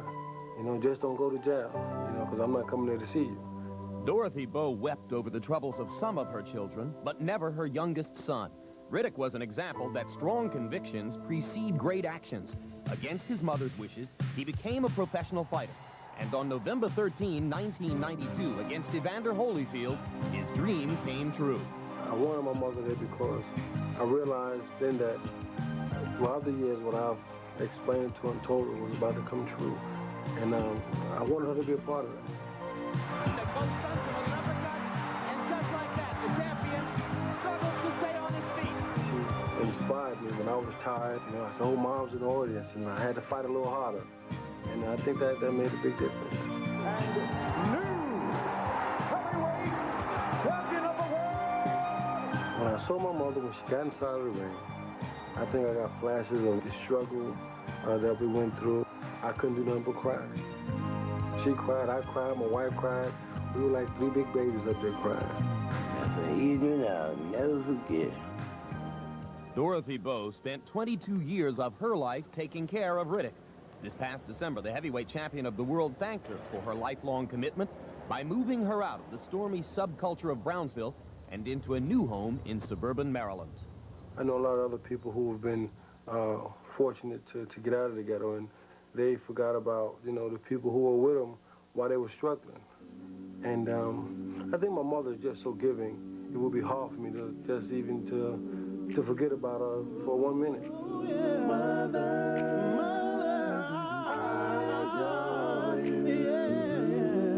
Because you've been more than just a mother to me. It may not be a monumental confrontation, but it takes place in a dramatic setting. Riddick Bowe outdoors in RFK Stadium, defending his heavyweight championship against Jesse Ferguson. Ferguson not ranked in the top 10 by the three governing bodies which dictate the terms of the heavyweight championship, but nevertheless here tonight. And Gil Clancy, I got to start with you here. Jesse Ferguson's chances against Riddick Bowe, what must he do to be a factor in the fight? Well, first of all, I think Riddick Bowe is going to try to control the fight with his left jab. Ferguson somehow is going to have to get underneath that jab, bang to the body, try to rough Riddick Bowe up and hope for the best.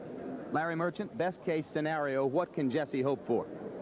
Well, I think of the odds are about like that fellow beat when he threw the basketball from one end of the court into the other. 1 minute he was making $5 an hour. The next minute he was a millionaire, and Michael Jordan was hugging him. But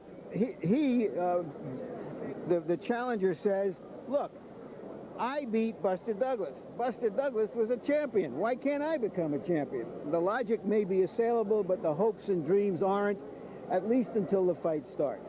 Unless you are a devoted boxing fan, you may never before have heard of Jesse Ferguson. So here, via our HBO production talents, Jesse Ferguson's Moment in the Sun on this network.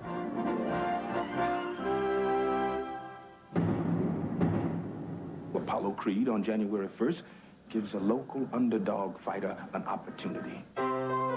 In boxing, real life can imitate art. Jesse Ferguson can be seen now as a real-life Rocky. His life reads like a movie script. Ferguson grew up in rural Knightdale, North Carolina, one of 13 children of dirt-poor tobacco farm workers, William and Jesse Ferguson. We didn't have a TV up until I was 21. I left and joined the service. We just listened to the radio and my daddy. That was it. And that was hard. To escape the sweltering tobacco fields, Jesse joined the Marines, and there, at the relatively advanced age of 22, he learned to box. Success came quickly, and soon Jesse was a pro, thrown into the ring with top contender Carl the Truth Williams after just 13 pro fights. He got knocked out, and 2 fights later met teenage phenomenon Mike Tyson. He'll forever be remembered for what Tyson said after this fight, that he had attempted to uppercut Ferguson's nose bone right through his brain. He was a little thug, you know. That's the only thing he knew, was how to fight and how to hurt people. And I'm in the fight game, and that can happen to me. So it really didn't have a factor on me at all. The Tyson fight had one indelible effect. In the eyes of promoters, Ferguson was reduced in status from contender to opponent. For the next 6 years, he barnstormed the country, winning 4 and losing 7 against a collection of contenders and up-and-comers. He also served as a sparring partner to make ends meet. When you spar with Mike Tyson, you don't walk in the ring and say, and his corner says, just go to his body. His corner says, survive. And that's what you have to do. When you spar, Razor Ruddock the same way, Lennox Lewis, Michael Moore, you have to do all those things. You don't just go to their body or just use jabs. You have to fight to survive. In February, Jesse the Boogeyman Ferguson finally lived up to his nickname by soundly decisioning Ray Mercer. He ruined Mercer's shot at a title.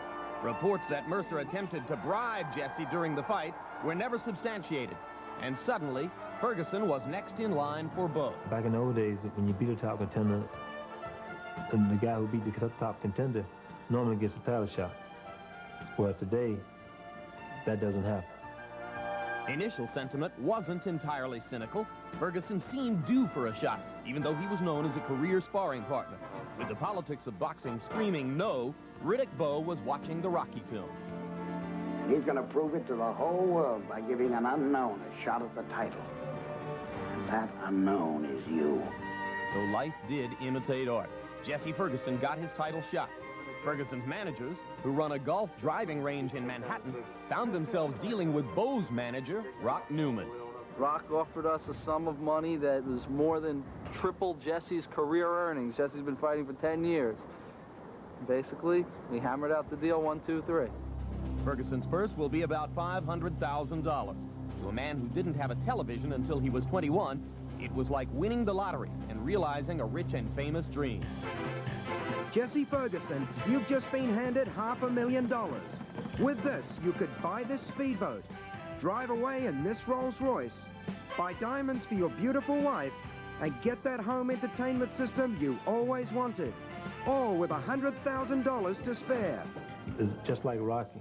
It's just like a guy who's overlooked as a sparring partner, going from gym to gym. Then all of a sudden the champion says, I want to fight him, because he liked his name, Italian Stallion. So the Boogeyman, it has a ring to it. Well, I want to let the champion know that it's going to be a real scary night. How will the ending to this real-life story be written? The movie Rocky was meant to be a fairy tale. Ring reality could be much more cruel to Jesse Ferguson.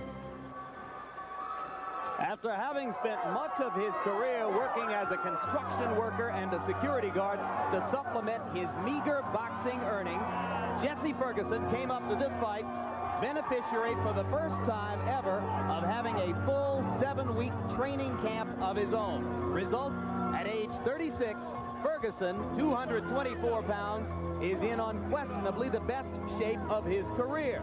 Some suspect he may have overdone it. He's not accustomed to coming in like this. Well, you know, he's a guy that would take fights on 5 days' notice, 1 week's notice, and he'd win, he'd lose. This time he's been handled like a champion. He's in great shape for the fight. I just hope that he doesn't fight worse than he fought when he was taking these fights on short notice. But here's a man who has a $10,000 opponent, a setup, defeated the named next challenger for the title, who was about to make $1 million or more.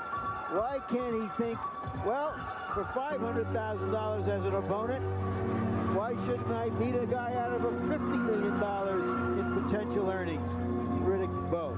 Not only did he defeat Ray Mercer to knock him out of the scheduled title shot, for which Mercer had been guaranteed $1 million, but he soundly beat him in a 10-round unanimous decision in which some of us at ringside thought that Jesse won every single round.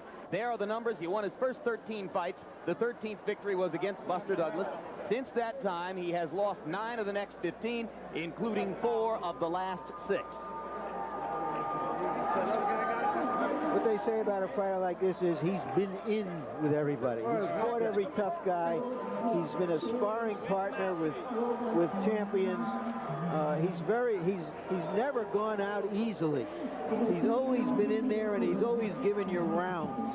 He's going to have the motivation in this fight. And, you know, everybody's writing him off. Well, Bowe is going to win the fight easily, etc. But I know the people in Riddick Bowe's corner, they're worrying about the fact that Riddick Bowe can get cut in the fight. He could hurt his hand, whatever else.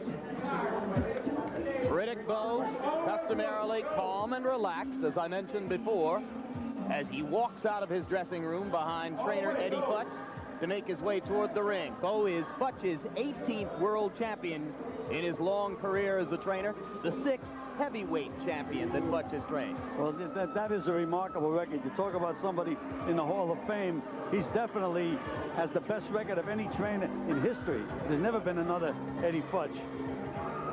And of course, you'll recall the story. After Bowe lost the 1988 Olympic final to Lennox Lewis, there were many in the sport who said, he's a dog, he doesn't have heart. But Rock Newman believed in him, signed him to a management contract, and then persuaded Eddie Futch to train him. And that may have been, in effect, the turning point in Riddick Bowe's career. Well, Rock Newman and Eddie Futch both have done remarkable jobs. You know, that word was the word around the New York gyms. The fact that Riddick Bowe didn't have the heart to fight, he'd get hurt. The rumors went out, he got hurt by this sparring partner, he got hurt by that sparring partner. And it wasn't really a demand for too many people to sign Riddick Bowe. But Rock Newman believed in him, invested his money in him, got the best trainer in the business. Eddie Futch has done a remarkable job, and you just have a real good, solid fighter right now. And he emerges from the dressing room to fight in his manager's hometown, where Rock Newman is a big public figure.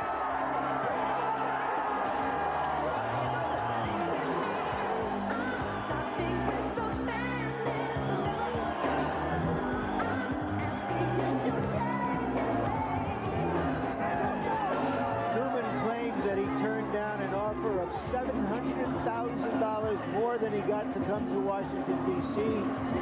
because he wanted to see a heavyweight championship fight in his hometown.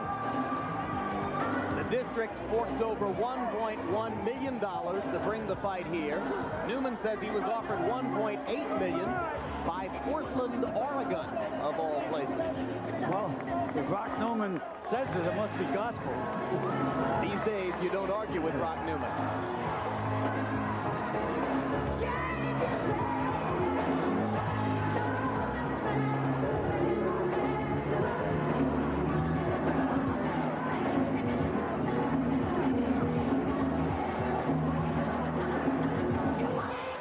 Get more and more excited as he gets closer to the ring.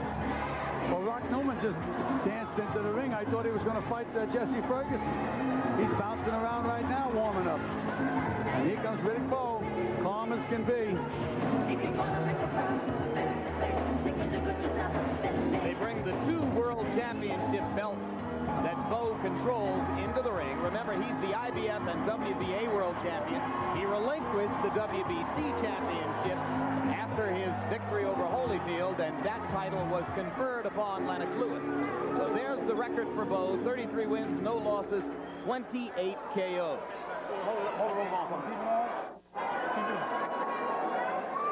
And let's take a look now at the tail of the tape.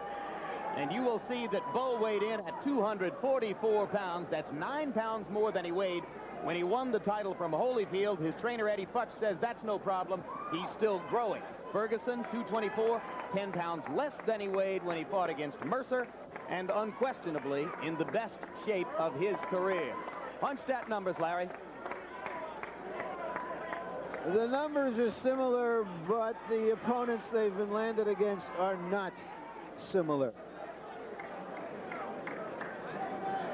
And this is Bowe's big tactical advantage, the jab. He throws a big, heavy jab, and he can control the fight with it, as Gil Clancy pointed out. Rules of the bout, Harold Letterman.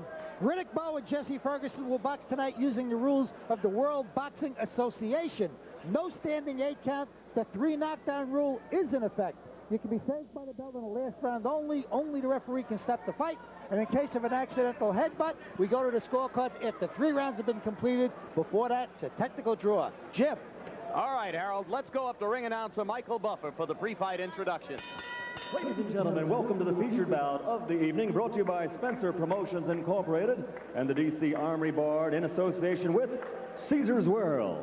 This bout is sanctioned by the Washington, D.C. Boxing Commission, Chairman Jeffrey Gildenhorn, Commissioner Dr. Arnold McKnight, Deputy Commissioner Gilbert Ware, and it is sanctioned by the World Boxing Association, President Gilberto Mendoza, Supervisor in attendance, Maurice Sleep, the physicians in attendance at ringside, Dr. Edward Mosley, Dr. Willie Blair, and Dr. Donald Schell. The timekeeper is Floyd Lumpkin, counting for the knockdown seconds, Andre Davis. The 3 judges assigned at ringside to score this bout on a 10-point must system will be Sheila Harmon Martin, Patricia Jarman, and Gene Williams. And when the bell rings, the man in charge of the action working for the 40th time in a world title bout, referee Larry Hazard.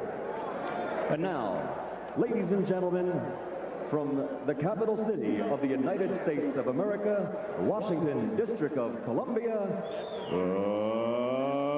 let's get ready to rumble!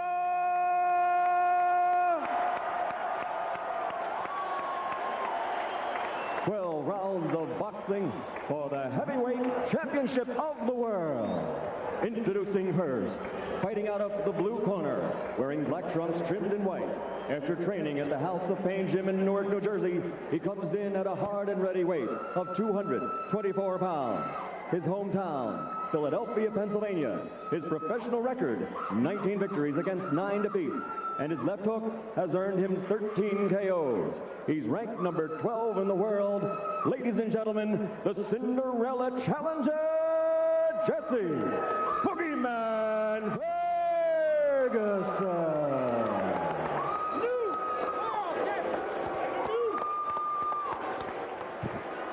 And across the ring, his opponent in the red corner, wearing white trunks with red trim. He weighs in tonight at 244 pounds. He comes into the ring as an adopted son of the D.C. area by way of the mean streets of Brooklyn, New York. He's a 1988 Olympic silver medalist with a professional record of 33-0, 28 knockouts. 18 of his KOs came by the second round, and 12 went down in the very first round. Ladies and gentlemen, presenting the undefeated heavyweight champion of the world, Riddick Big Daddy Bowe!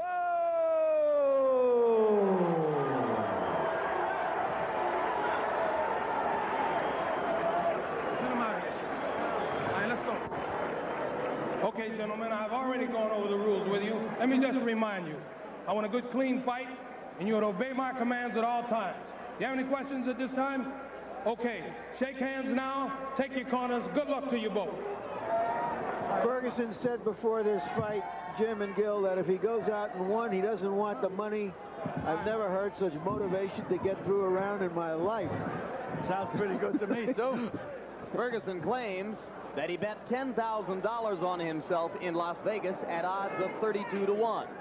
Not understanding that if he wins the fight, it's worth millions and millions and millions. And if he loses the fight in the first round, he won't be able to pay the $10,000. Jesse Ferguson's trainer tells us that his fighter is conditioned to throw 300 punches around. That, of course, is a physical impossibility. But the trainer claims that they will be trying to throw 100 punches around at Riddick Bowe. Well, he has to get through that left jab of Riddick Bowe to throw any kind of a punch. And there's Bowe already snapping that left jab out. There it is again and again. And Ferguson himself admits that he can't stay out there at the end of Bowe's jab. He's going to have to find a way to get inside of it. You go inside, then you face the prospect of the uppercut. And Bowe throws the uppercut there. Ferguson landing a left hook. And a right hand. Good solid right hand by Jesse Ferguson. By my calculation, Gil, Jesse doesn't have a lot of punching power. No, Riddick Bowe has the edge, punching power, hand speed, every which way. But motivation and determination can be big factors in a fight. Solid left hook for Bowe.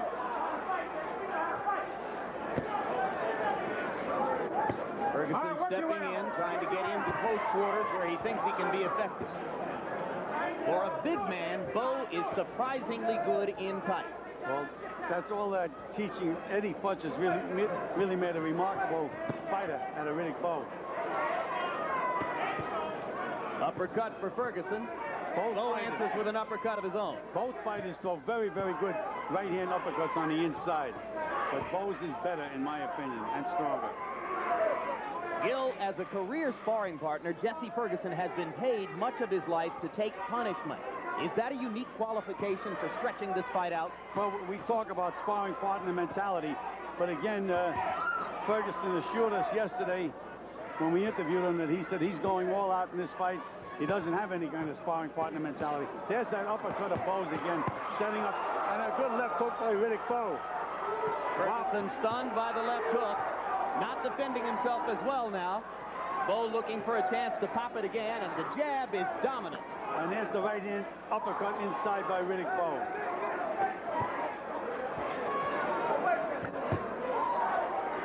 Good left hook in close by Riddick Bowe. Set up by the uppercut again, Jim. Bowe looks quick, doesn't look sluggish despite the extra 9 pounds above and beyond what he weighed against Holyfield. Well, you have to remember Jesse Ferguson is not moving at all, standing right in front of Riddick Bowe. And he got hurt by that left hook, Jesse Ferguson did. Now Ferguson backs up against the ropes. Probably not a good place to be. And the left hook lands and Ferguson goes down. Will he make it out of round 1? Bowe-Dokes didn't. Hazard counting. 8 count. Ferguson struggling to get up, and he makes it. How you feel, Jesse? Okay, he earned his money. He can keep his money. The bell saved him. They don't have the stool up in the ring. Here's the poor guy just been knocked down, just about made it up. They don't have a stool up in the ring. Where are the seconds? There is no stool in that corner, we're told. They're still trying to get the stool in the ring. What kind of seconds do they have in that corner? And finally, Jesse Ferguson has a chance to sit down if he'd like. Move your head, Jesse.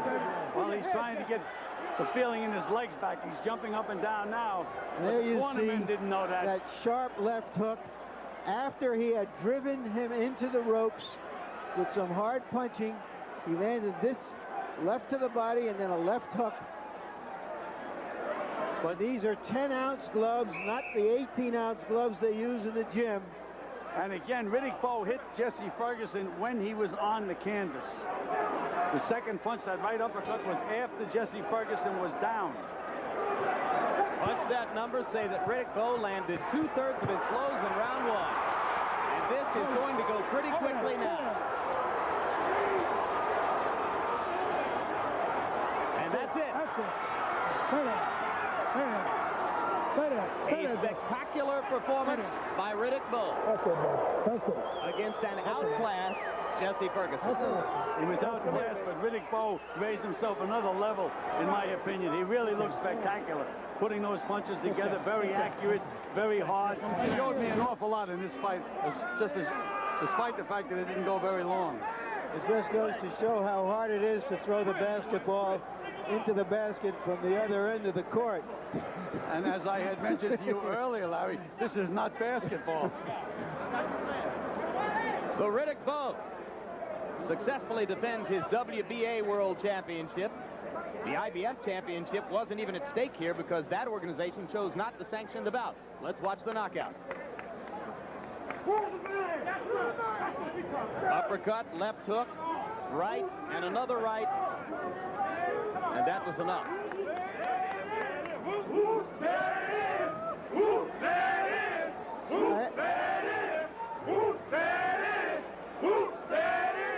How many guys that big have ever had hands as quick as Riddick Bowe? It's not only that he has quick hands, but the punches are thrown so correctly. They're on the mark. They're short. You can have fast hands. Roy Jones has fast hands, but he doesn't have the classic punches that a Riddick Bowe has. I don't think I've ever seen a really big man as well schooled as Bowe is. That's exactly what I was trying to say, Larry. All right, guys, we got that worked out. Now let's go up to ring announcer Michael Buffer for the official decision. Ladies and gentlemen, referee Larry Hazard reaches the count of 10 at 17 seconds of round number 2.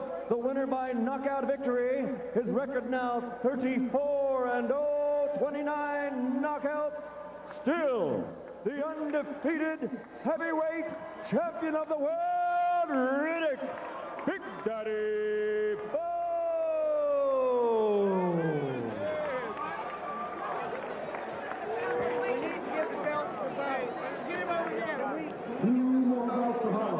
So it has been Michael Dokes and Jesse Ferguson in Riddick Bowe's first 2 heavyweight title defenses. And to be honest, the heavyweight champion has barely broken a sweat here on HBO in those 2 appearances. The first round knockout over Dokes was, if you didn't see it, believe it or not, even easier than this. Ferguson at least attempted to put up some opposition, but had nothing in the face of the weapons that Bowe was able to hurl at it. Oh, Riddick Bowe just showed everything in there. I mean, no matter what Jesse Ferguson did, Riddick Bowe had the answer.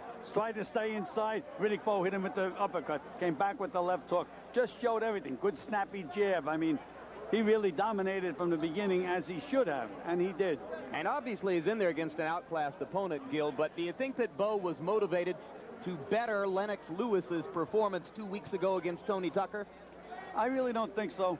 Let's go up to the ring to Larry. All right, Riddick Bowe is being bedecked here in championship belts. That's right. And this is what it's supposed to be, Larry, and you know I'm a bad, bad man. It doesn't look like you worked up much of a sweat, Riddick. Are you sorry about that? Oh, not at all. I'll tell you, I work hard in the gym. I think people made a big issue about the weight. Hey, listen, when you put your mind to something, like I said, if you feel comfortable, it doesn't matter if you come in at 250. If you're in shape, that's all that matters.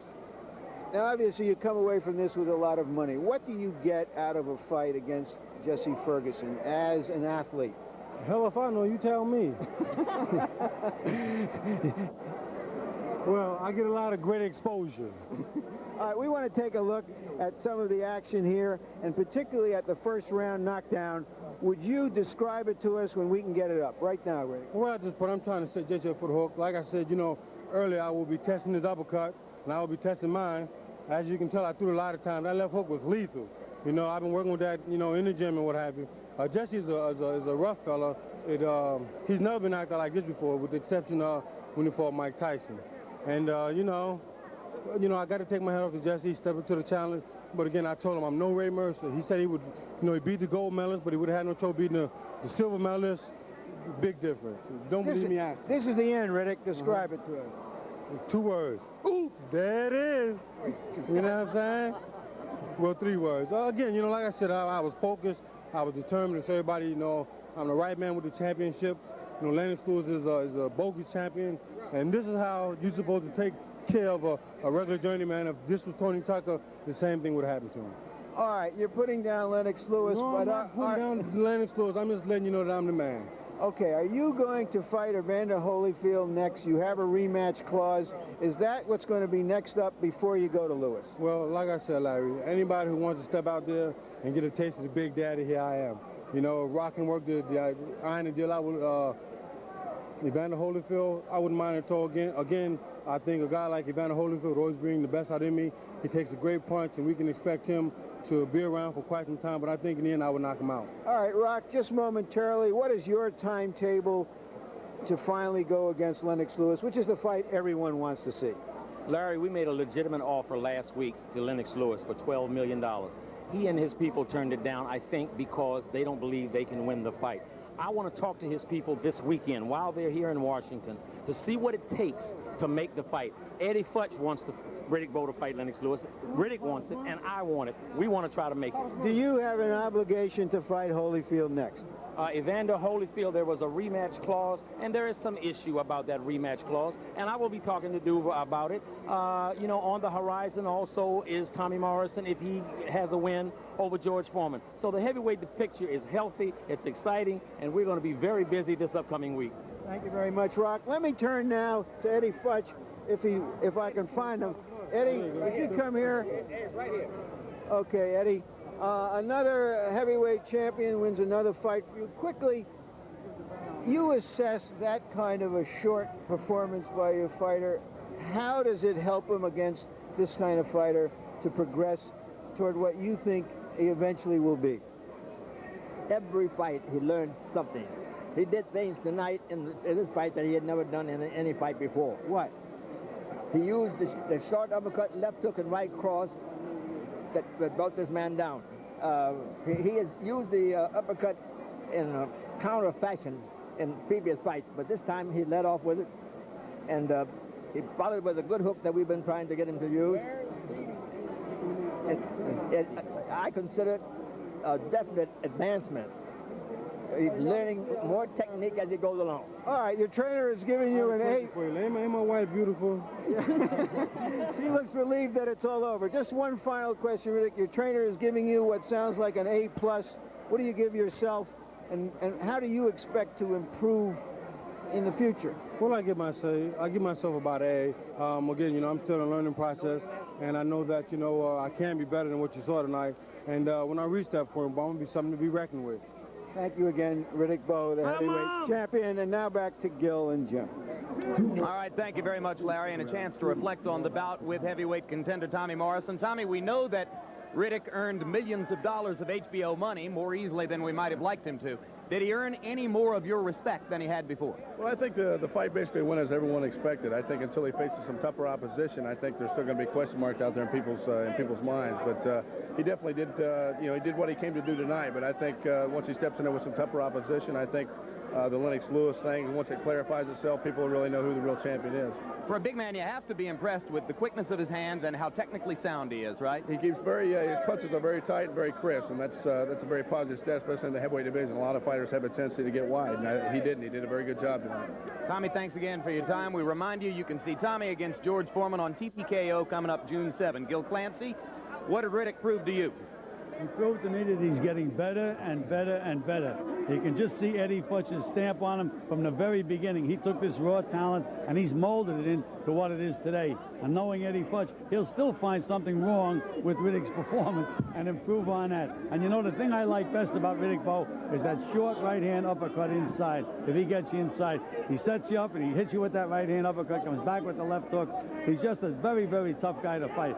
You fight him outside, he jabs you to death. You take him inside and he beats you to death with that right uppercut. He really is a good, solid heavyweight champion as far as I'm concerned. If he were matched against Lennox Lewis 2 months from now, is he a clear favorite in your mind? Well, he always was a favorite. I think he's a lot busier than Lennox Lewis, and he should, in my opinion, probably win a decision.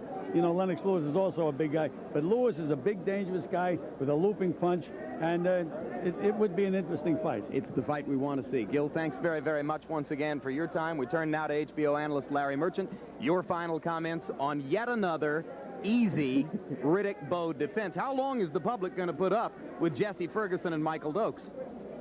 Well, there's a body of opinion that says eventually the public will rebel, but history shows us that the public will put up with it for as long as they can, and when both fighters feel they've made as much money as they can until they have to fight each other, that's when they'll fight each other. Right now, there's a lot of incentive for Lennox Lewis not to fight Riddick Bowe. He can make an enormous payday to fight Frank Bruno over in England. Maybe he'll get to fight Morrison. That fight is already being talked about, and so on. So when it's ripe, it will happen. Right now, it's cooking, and it will build up to a crescendo.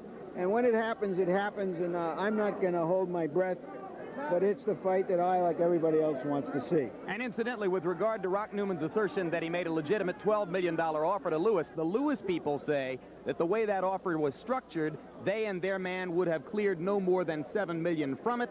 Don King would have been a part of the promotion, which they resist, so they are not likely to even envision the possibility of accepting that offer. Now, these are just negotiating postures, and if Rock Newman wants to make it happen, he can make it happen. All right, we'll have a final word on boxing in just a couple of minutes. But first, a word from a couple of HBO entertainment heavyweights, Gary Shandling and Brian Benben. Good friends Gary Shandling and Brian Benben, stars of the best hour of comedy on TV. The best hour? I thought the best hour was Blossom and the Fresh Prince of Bel-Air. Now it's us? You know, Gary, I'm a huge fan of the Larry Sanders Show. Thank you, Brian. It is Brian, isn't it? Right. Let me say this, Brian. I really like Dream On. Oh, thank you. That's a lovely jacket. You get many other job offers? I've gotten a lot of other job offers recently. You? Well, just one to appear on the Larry Sanders Show, but I really haven't found time to do that. Yeah, no, I've got a lot of big offers to mull over. Are you serious? Get off my back. I haven't decided. Can I ask you a personal question? You know, when I won the ACE Award for the Best Actor in a Comedy Series, were you a little upset? I mean, the only reason I ask is because, you know, I looked down at you while I was giving my acceptance speech, and I couldn't tell, but it looked like you were giving me the finger. You know, this is sort of exciting, you know? A new season of Dream On and the Larry Sanders Show on HBO. I'm very excited about it. Yeah. All right, can we go? Larry Sanders and Dream On, both halves of the best hour of comedy on TV. Premieres Wednesday night, June 2nd at 10, only on HBO.